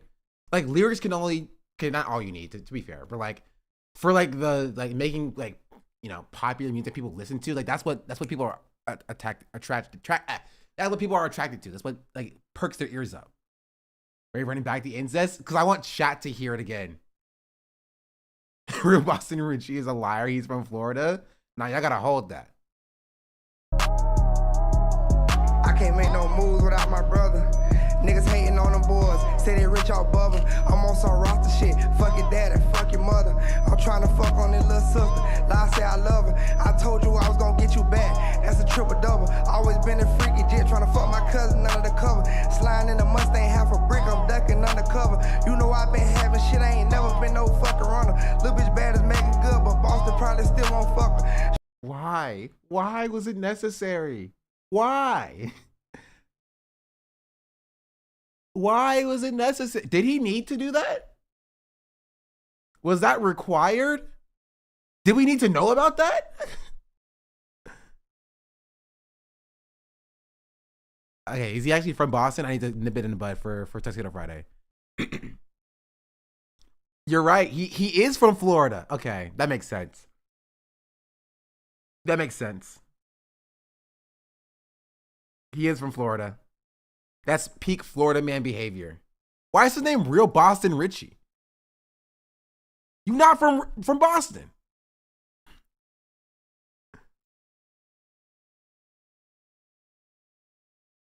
Boston, Florida. No, he's from Tallahassee.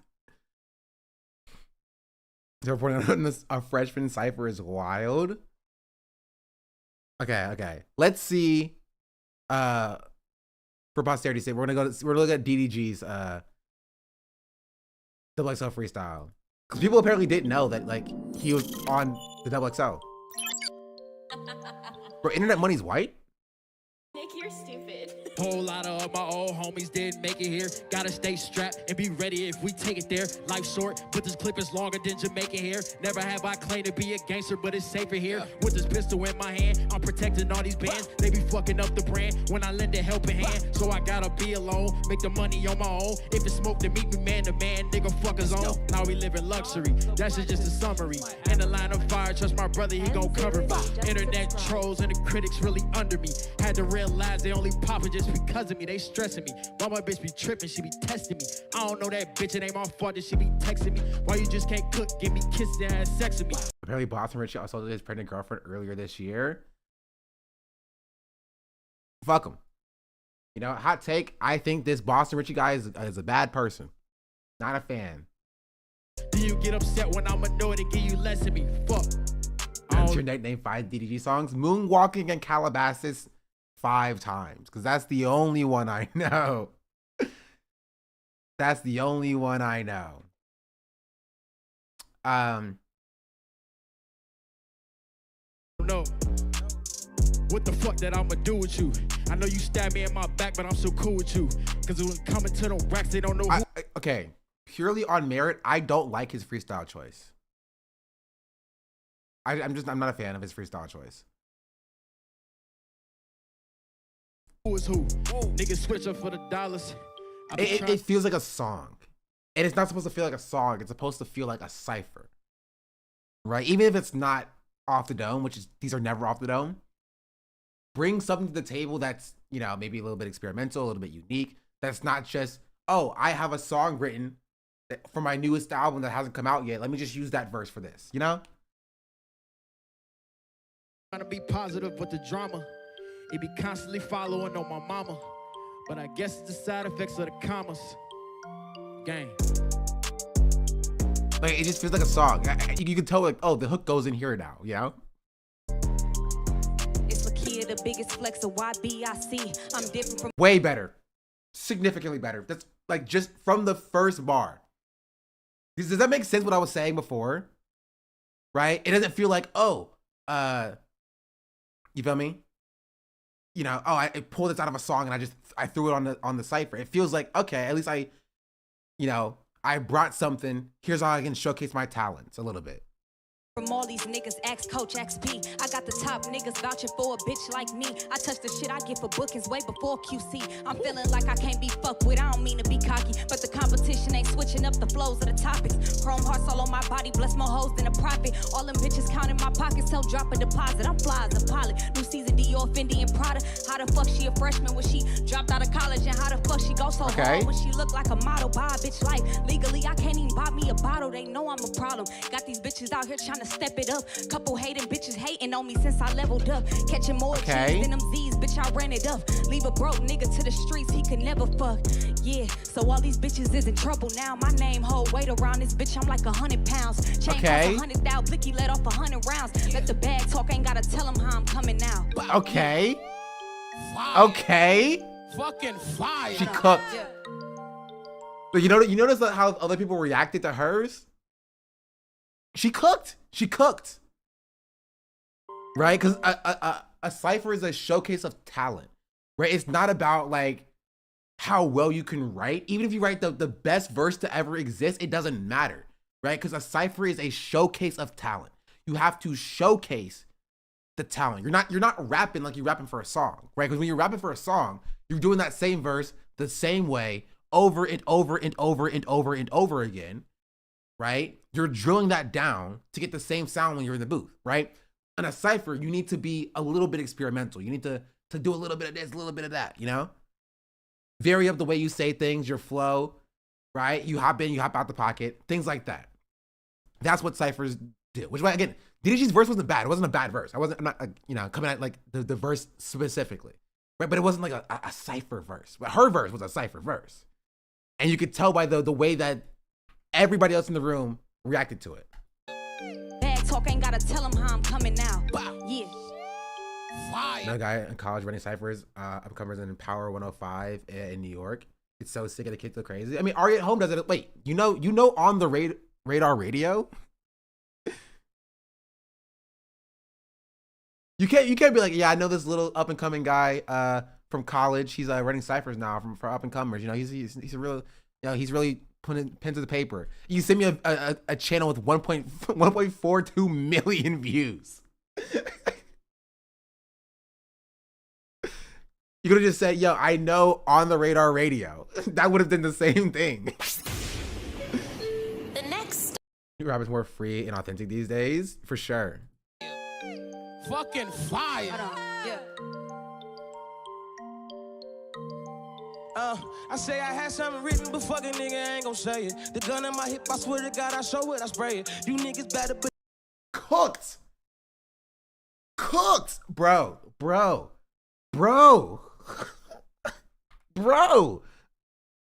but fucking nigga ain't gon' say bro. I say I had something written, but fucking nigga ain't gon' say it. The gun in my hip, I swear to God, I show it, I spray it. You niggas better believe what the fuck a nigga saying. In the building with all these great niggas, bitch, it's amazing. Bitch, double XL, I don't think them niggas ready. The balls that we got on these flows, that's super heavy. Got Corley Ray, DG and my homie here. She came on show y'all niggas, but the balls is real, nigga, ain't no fear. Fucking NC stand up, nigga 2-6, man, we the greatest. You niggas say who the best, but just me, ain't no debating. Fuck it, don't gotta write it, fuck it, I'd rather spit it. Niggas talking about toilet balls, bitch, I'm shitting. Like, what you mean you want the dough? And you niggas talking bullshit, but I'm the one with the flows. Off the top, bitches, shit is hot. What the fuck you niggas know? If I come outside the strip club, now I'm coming with the pose, bitch. Like, do you see the difference, chat? Do you see the difference between this guy? Like, and like, what was his name? What is his name? I don't remember. This one, Friday, right? Not the cousin incest guy. No. The other singing guy. You know?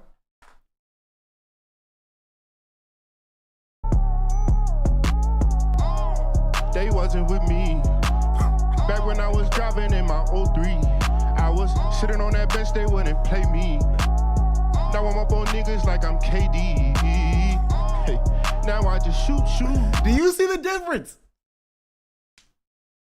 Do you see the insane difference between the two of them?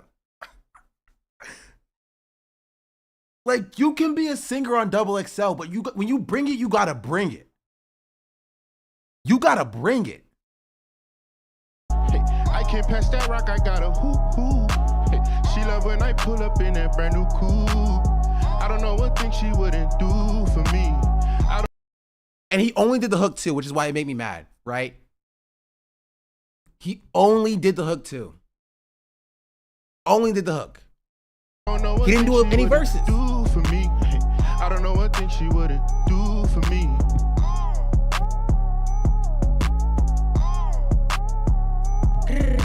Like, okay, one more time. What song did Moray have that's famous that I would know? Quicksand? Do I know the song? In North Carolina, have you heard of Loot yet? Yeah, Loot's great. Oh, I do know this song. Okay.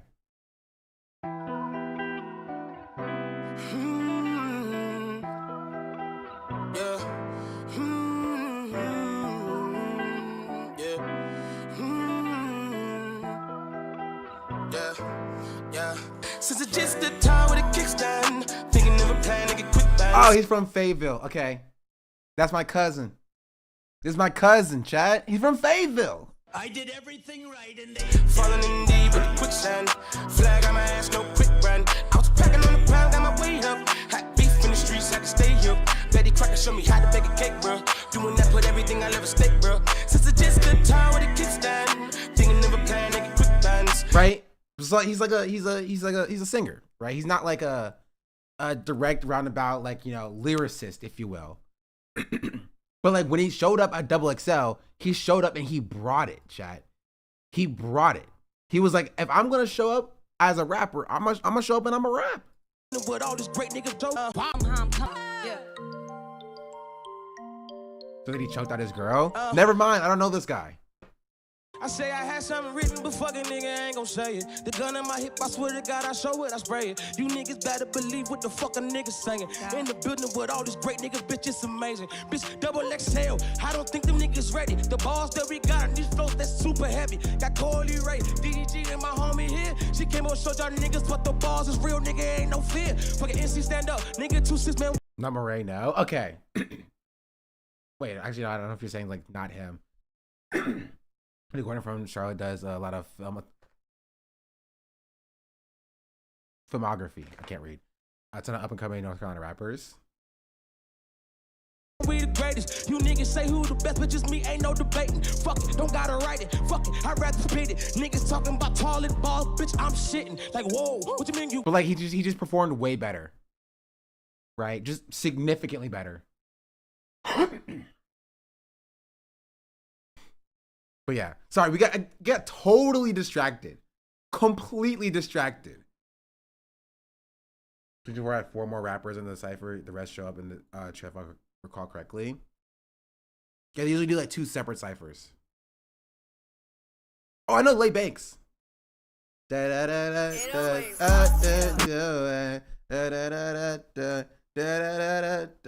So tell my boyfriend what I've been doing. I know that song. Also, that Mexican OT is the guy who says the N-word a bunch.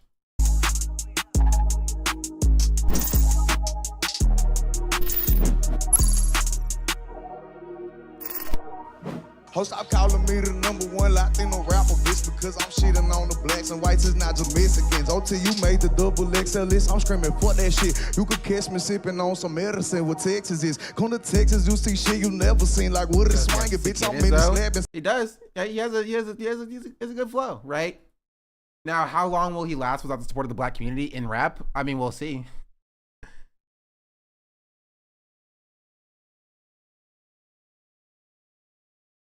We'll see. Gates vibes? Yeah, for sure. Was OT is an N-word user and a Trump supporter? Yeah. Inside the country, slow loud and I'm banging. I'm from BK with their house. We drag nuts and leave them hanging. I'm pimping hoes just like. I think his cadence is nice. I don't know if it's enough to like give him longevity in the space. It's kind of like the question, right? Like, is it cool for like as a novelty, or is it like going to actually transform or bring something new to the space? And I don't know, right? Because like you can be a inward saying Trump supporter or whatever. It doesn't matter if you bring something new to the space, right? If you bring something special to the space, people are going to overlook that. Like the baby, yeah, like the baby. Could end up like the baby. I mean, maybe, probably, right? Because like his cadence is unique, but it's not like his voice isn't new. His voice sounds like Kevin Gates, for sure. You know, it sounds like the Swisher House dude for people who never heard like Paul Wall, Mike Jones before. Boss little bitch better have my payment player, mate. Hanging out with Morgan Wallen, people are saying he's making a right-wing shift. Bro, he's on crypto gambling. Like that shift been happening. Just came. Hey, yo, bitches came with me. Great digger. I'm a rich has the Mexican in his name and hating on Mexicans. Who does he not hate, bro? Right, he started off this song by being like, "I'm shitting on the blacks and the whites, and not not only the Mexicans." Like you can't build a strong base of support off of being like, "Bro, fuck everybody." I guess you could. I guess we'll see. Keep that thing with me, blue gun. Clip look like a Seag's gang banging with me. Call y'all bitch, tell her come over, she gon' choo-choo train with me. Got a homie looking like the children of corn. We gon' hit a drop out, we gon' slide on the corner. If they don't let me in, I'ma kick in the door. Pop, pop, pop, hit him up with 4-3. Him in the car, we get. That's cool. There's this thing where he rolls his words with people really like that. Yeah, it's cool. I'm not gonna sit here and say that it's not cool. You know what I mean? Like that is a cool cool thing he does that makes him unique in the space. I also think that he doesn't have to say the N-word for sure, right? But again, how long can that novelty, right, take him? How far can that novelty take him?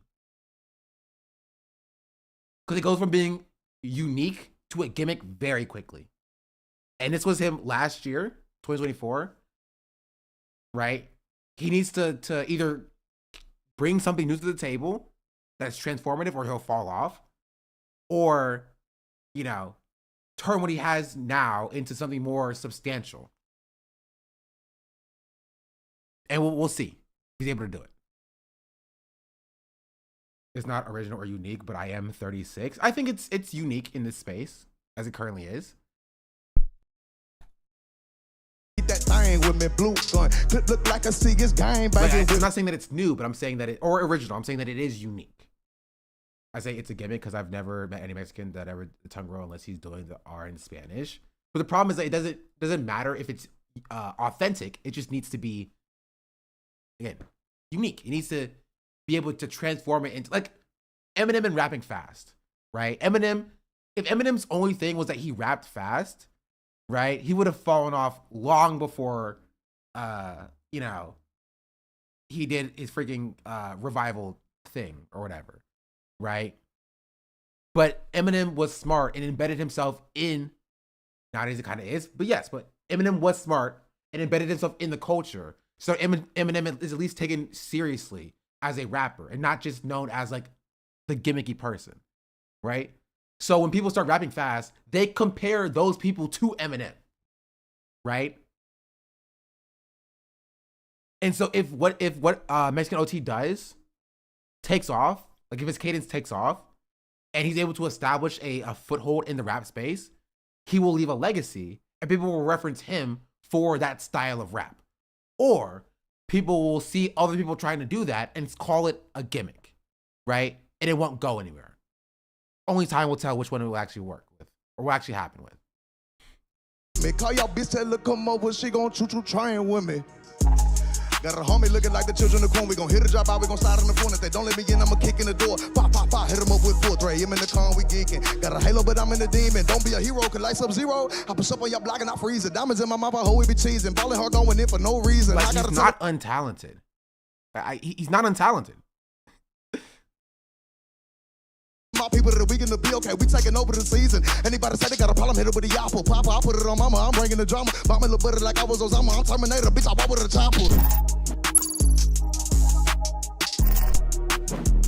Yo, since Nike, Cortez, and Capri's, I've been a big body. Scar hair, this the last dance. Ain't no tick-tocky, real cocky. When pussy gets around, it gets Chris Rocky. Took so many dicks up in the ass, now that bitch cocky. Show no emotions, growing up we had to fight tears. Bloodshed, tears shed for anyone who might care. Can't stop, won't stop, the finish line is right there. Creep up in their dreams, pin game. She kinda has like she kinda has like battle rap wordplay. Does she have a history of battle rap, chat? Nightmare. I don't dick ride, bitch, I ride dick. Mob shit put place and skip states like I'm John Wick. The Glock is a molester. Touching niggas without consent. And my fist is a compressor. Metal stone to leave an axe. How I ain't flavor with these hoes. I don't punch that way. Fucking for bands and catching AIDS. I ain't cut that way. With your cheap ass. Bro, is she good? She's a New Yorker? Okay, that makes a lot of sense. Is she good? Is she good? Bro, is she good? What? Please check her preview track. Just send it to me. What is her preview track? You haven't seen her video? No, no, I have not. She violates people on tracks. That's why I'm trying to figure out if she's a battle rapper, because she's doing battle rap shit. Like, she raps like a battle rapper.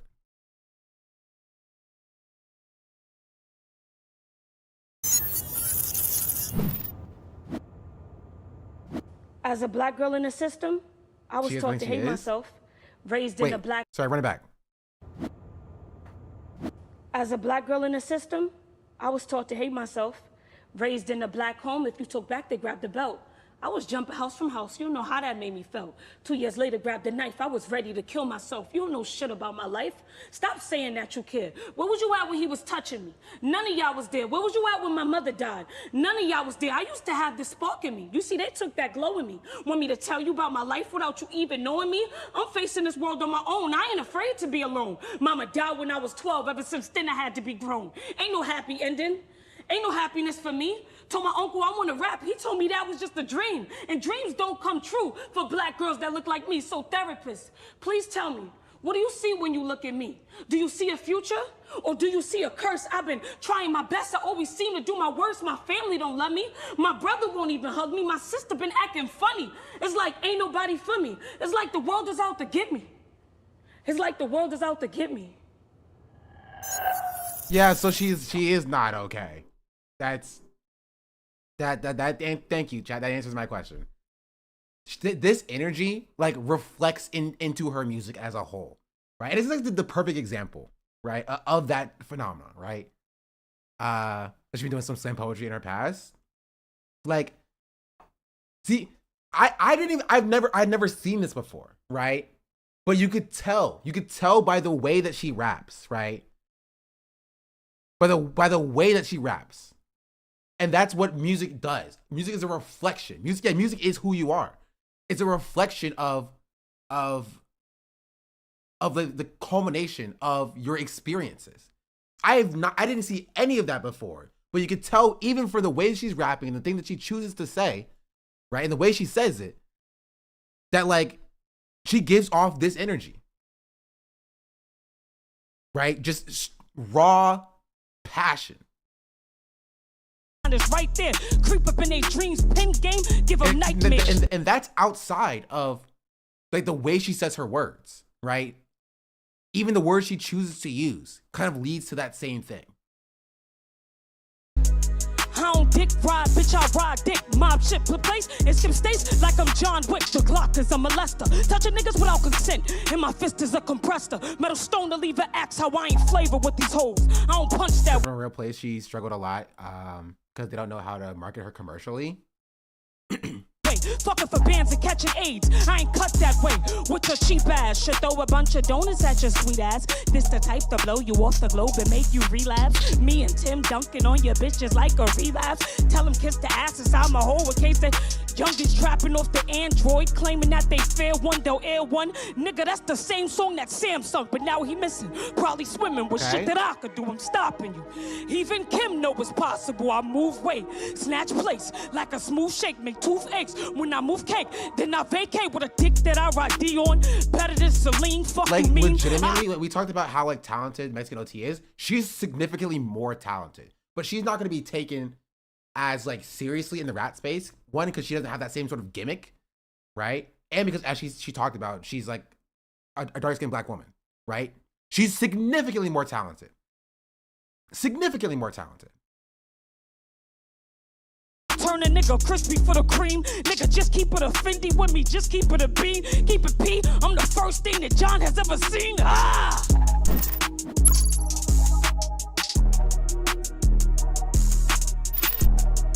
I think I Ride Dick is a bad bar, but the vibe is right. I don't think it's like supposed to be taken seriously as like a individual bar. I don't remember what the bar was in context. Fuck with Southside, cause I know you got my back. I'm the richest young nigga doing this shit without a plaque. Pushing records out the studio, I treat it like my trap. Henry from BMF ain't doing shit without my strap. I'm a self-made millionaire, nobody put me on. I ain't trying to make no friends in this shit, nigga, I'm grown. I ain't standing in no nigga entourage. Like, I don't want to pull the black woman's the most disrespected person in society, even though it's true. But like, you telling me you won't put Scarlett up next to this person and act like they are on the same level? Come on. That's just inherently disrespectful. That's just inherently disrespectful. To do a song, 5 jail calls a day. I don't like talking on the phone, nigga. Neck froze, nigga. All my bitches cold, Really nigga. All my confirmed to me that hoes women rappers have been significantly better than the men in the past 5 to 10 years. Yeah. come with French tips or white toes, nigga. The studio was made for me, my money long, nigga. Hustle strong, I got money older than the old nigga. Boss man from the D, man, low key, this shit just hit me. I'm leaving the club, I'm trying to euro. These bitches trying to get in with me, nigga. I'm a jaywalker. What that mean, a walking ticket? Any nigga ever went against this shit, them niggas finished. Cobain.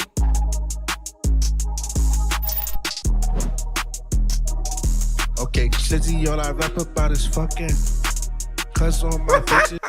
Bro, please, just purely off his first bar and vibes, don't give me another incest bar. I'm begging you, please don't give me another incest bar. The other guy started the same way. Okay, Shizzy, all I rap about is fucking. Cuz on my bitches, they bustin'. Okay, walk inside the club with that shit tucked in. Okay, it costs about $1 for me to go clubbing.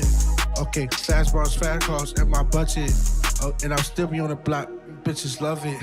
I am not trying to discuss it. Ain't about the money, then fuck it. But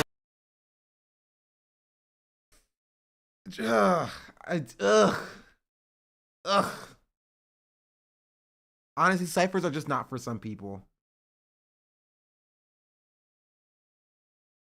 Rather listen to Smoke Perp. At least you can actually hear what Smoke Perp is saying.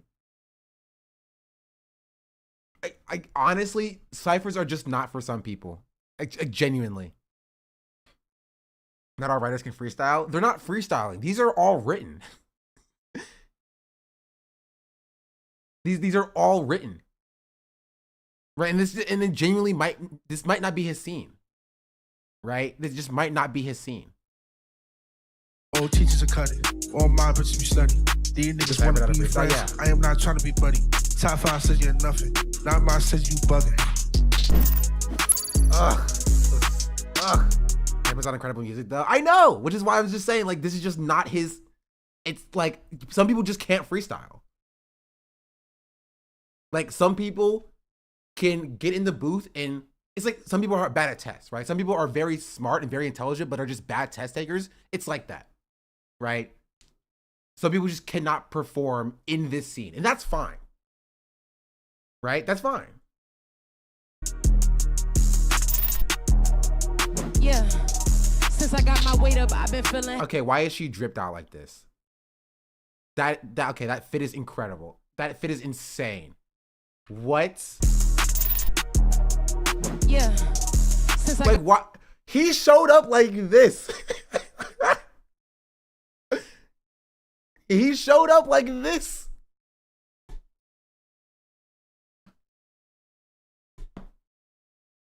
Got my weight up, I've been feeling heavy. 19, but I'm my own boss, so I'ma hold it steady. Never been a type to glow the boast, but I could do the most. I'm the youngest turn, no, I ain't older, but I'm overhoes. My music dope, they overdose. Giving what's needed, what bitches don't do. I'm so conceited, like what I don't do. Made a few milli just off of Pro Tools. I don't need makeup to post on socials. Bitches ain't seeing me, fuck my focals. Differences with me, I never been dependent. Never need a nigga to do shit, these hoes be codependent. Hate it when I say these men give me the ick, ain't understand it. But if I said it, then I fucking meant it. No corrections. Steady bursting bubbles and bruising egos. Just being me though. My body Tito and bitches cheat. Bro.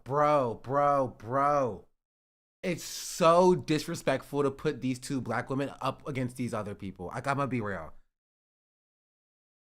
Like, Mexican OT is the only person who gets in that same space. But like, Are you serious? A lot of shit you seen these bitches doing, yeah, I started it. Party music, no, I ain't created. I was part of it, the evolution. All the shit these hoes doing, yeah, I was first to do it. But I ain't tripping, stay original. Manifested everything I got, this moment biblical. I work for it, yeah. I said I manifested everything I got, this moment biblical. I work for it, yeah, big bangs. That's crazy. Out of everything we've seen so far, it's just the men dropping like pure mediocre, bordering on slop content, right? And the women just raising the bar substantially. Substantially. Like, what? It's like they don't care. That's wild. They were hungrier. I mean, they clawed for their spot.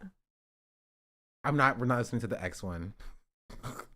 When that came out, when the X freestyle came out, everybody was just like, what? What? It was pure confusion. Pure confusion. Also for Doechii specifically, I think Doechii has outgrown XXL. If I'm being entirely honest. Like, Doechii should have been on XXL in like 2022, maybe. Right? 2021, 2022. So she's vastly outgrown XXL.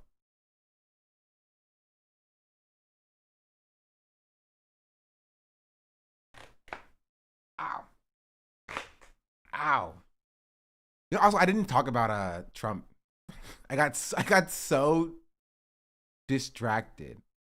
Oh, okay. Bro, what is happening? My Firefox is dying. Why is it dying?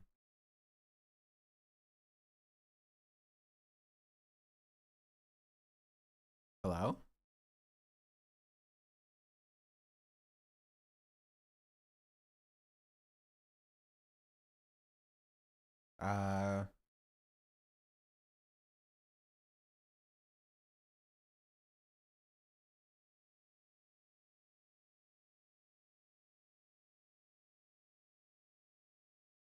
Okay.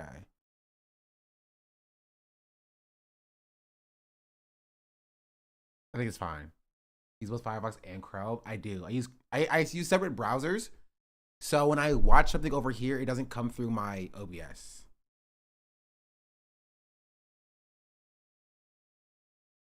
But it's still my Twitch dashboard is frozen.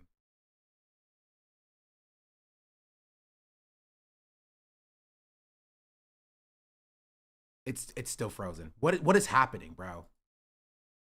Is it because I have 80 tabs open? Okay, there's nothing wrong with having 80 tabs open. What if I close? And open it back up.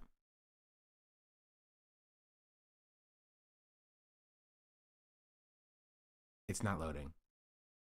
Oh, Firefox is installing your updates. Please start in a few moments. Okay, cool. Thank you, Firefox.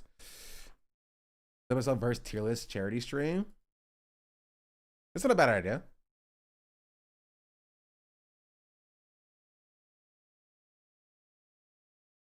Oh, Doechii was in XXL. Oh, she was in XXL in 2022. That makes a lot of sense. Yeah. I was completely correct, actually. that makes a lot of sense.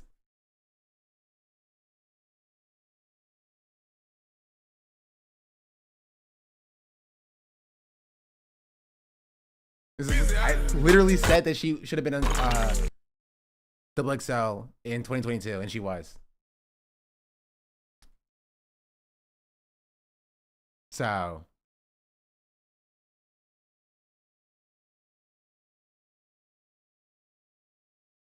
yeah. Here, I do have to go. I have a meeting soon. But I do want to, before I go, I do want to show you the Trump clip because I think it's funny.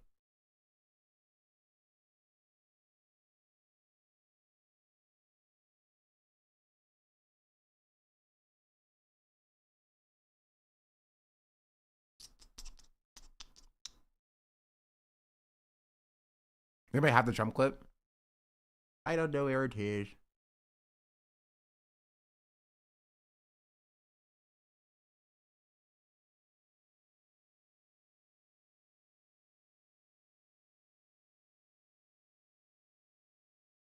Wait, what?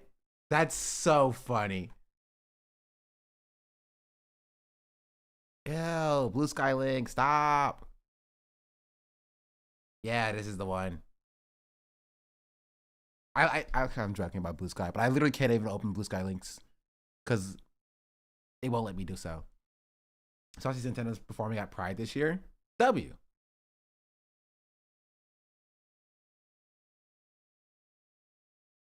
Especially this as well. Former Governor Andrew Cuomo said he will only rank himself on the ballot as he casts on the east side.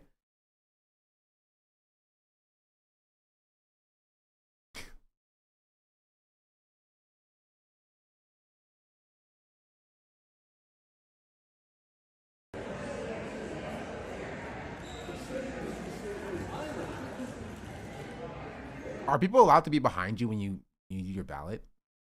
Doesn't that remove the purpose of like the blockers?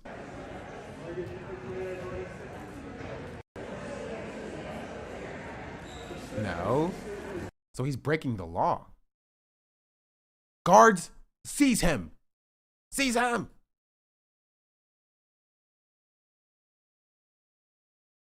Oh, here. This is what I wanted to show as well. I think it's a photo op. Seize him.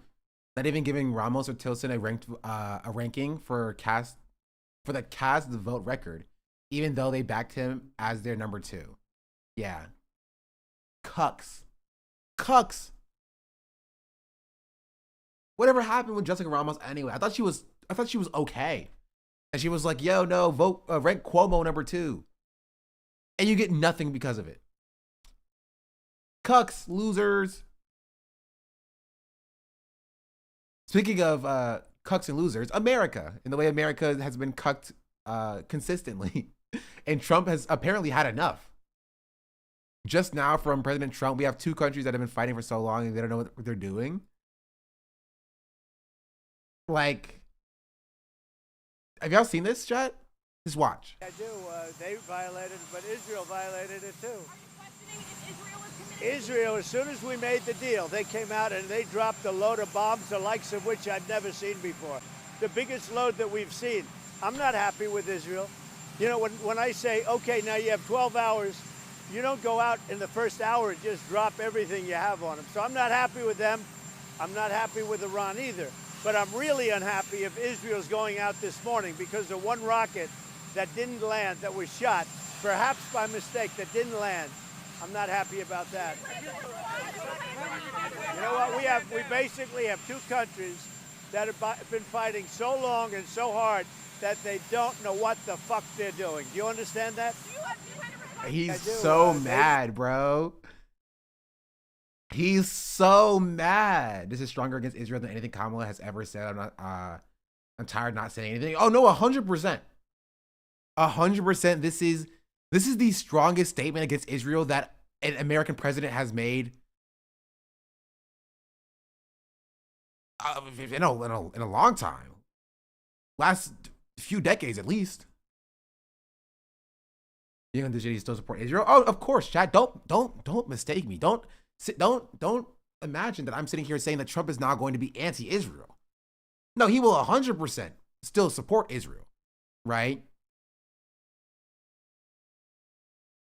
100% still support Israel, right? But like, the Democrats don't even have the decency to pretend to be this angry at Israel.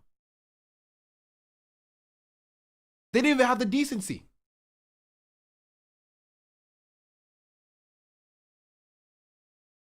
They don't have the decency to be like, yeah, Israel's also violating the ceasefire. They couldn't even do that. No, not even that. They couldn't even do that when it came to Gaza, right? The ceasefire deal that they fucking proposed, agreed to by Hamas. Israel fucks it up and they're like, it's Hamas's fault. They didn't even have the decency to call Israel out when they numerous times, right, blew up their own ceasefire deals in Gaza. And then after Biden or Kamala lost the election and Biden got out of office, right, Israel was like, they didn't even do anything they didn't do anything to pressure us anyway. They couldn't even say Israel was violating the Lebanon ceasefire. Yeah. Like, they're being outflanked by Donald Trump. He just called Chuck Schumer a Palestinian? No, he didn't.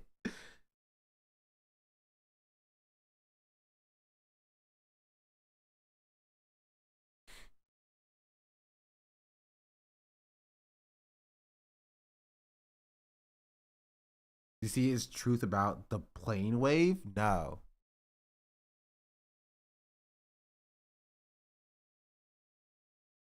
Oh, a couple months ago. You just said just. Right? Did I misread that? It is the person said just. So that implies it happened just now.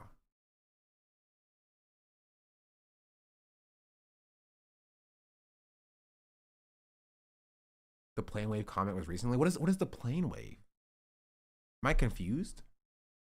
Oh, I am confused. But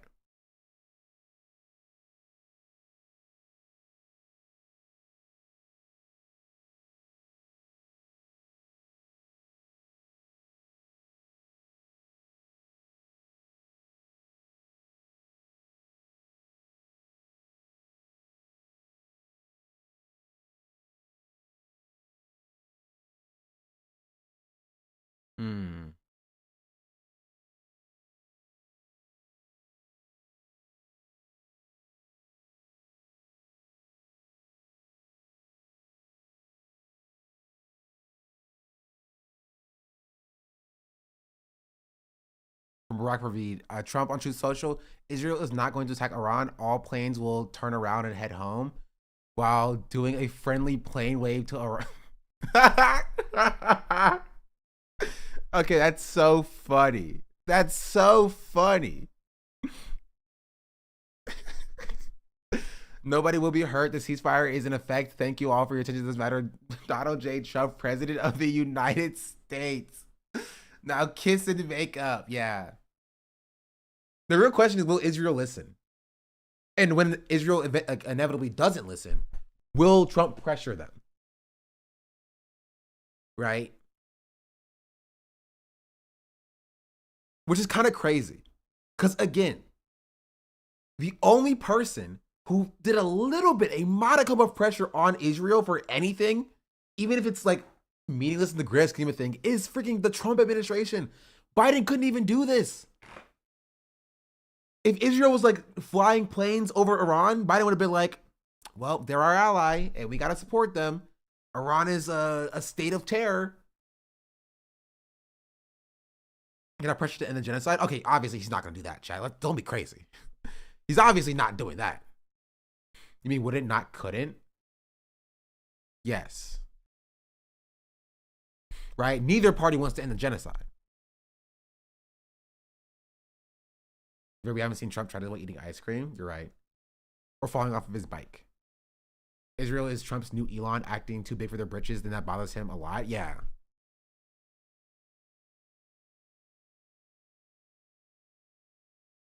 But yeah, that's I'll talk about this more tomorrow. I do have to go.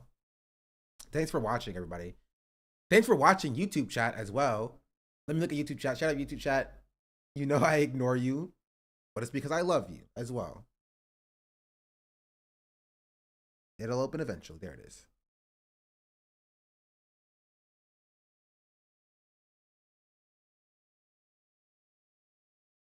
YouTube chat is so funny. Right? But to be fair, there's a consistent like 50 to 100 people in YouTube chat. And it's not like my numbers on Twitch are going down. So I think these are like new people, like new viewers who wouldn't watch me on Twitch normally, who are watching me now on YouTube, which is why I'm I am a big proponent for like multi-streaming, right? I don't think enough of my friends multi-stream, right?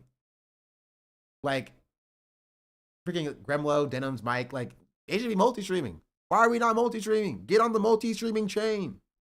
That's a a base of support right there. You're just waiting to be grabbed. You've gotten a couple of people coming in saying they saw your video and came in to check out the live. Really? W. Okay, I'm curious how the video is doing. Let's see.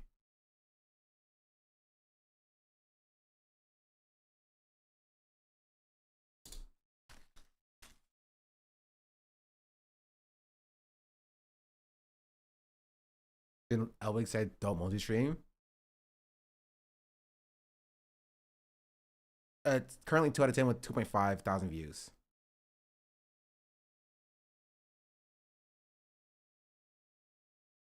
Somebody said in the comments, "You're like the friend that's too woke." To the Mango video, and honestly, that's fair. I'll take that. If I'm the friend that's too woke for saying that we shouldn't diminish sexual assault, I'll hold that. If you're too big, could you be DMCA'd on YouTube? I don't know. I'm not that big on YouTube yet. And he doesn't the VOD post automatically after, or just not saved alive. Its posts automatically unless there's a copyright issue. If there is a copyright issue, you have to fix the copyright issue that blocks it globally. Because like a copyright is a few different things. It's either blocks the entire VOD globally, partially blocks the VOD, usually in Russia and Belarus for some reason, or the VOD is fully available and it's just demonetized. YouTube because Twitch mobile eats my data. That's true.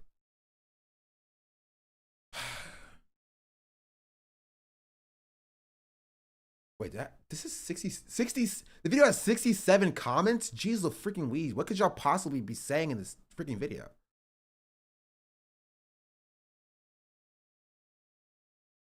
Also, my AI video got 3,000 views. I'm telling you, I found the method, chat. For my streams, at least. 1, do stream, make money. 2, cut down stream into YouTube video between 25 and 40 minutes. 3, post video, profit. Right? If it's too long, it gets no views. Here, I'll show you. Also, all of my videos so far have been monetized, except for the DDG one. But since posting consistently, they've all been monetized. Here, 30-minute video, 4,000 views. 22-minute video, 21,000 views. 15-minute video, 1.3 thousand views. If it's less than 15 minutes, right?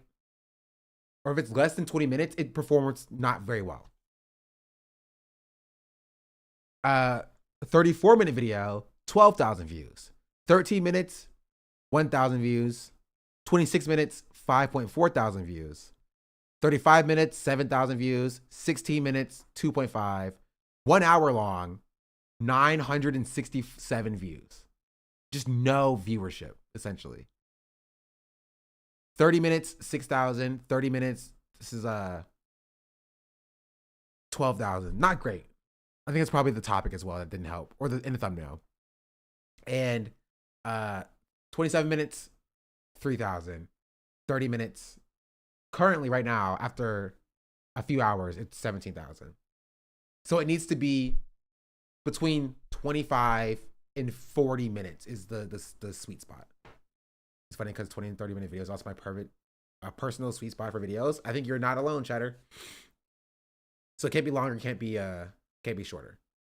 I think I will post other maybe longer or shorter videos on another channel. Like the conversation about Star Wars this morning, or the conversation about Star Wars a few weeks ago. Nerd style content, gaming stuff will go on a separate channel. But this will be for like cut down stream highlights about like important-ish issues. So look at all the green. Bro, my monetization used to be super bad. If I scroll down, like it'll be monetized, limited monetization, so I just don't get any money basically.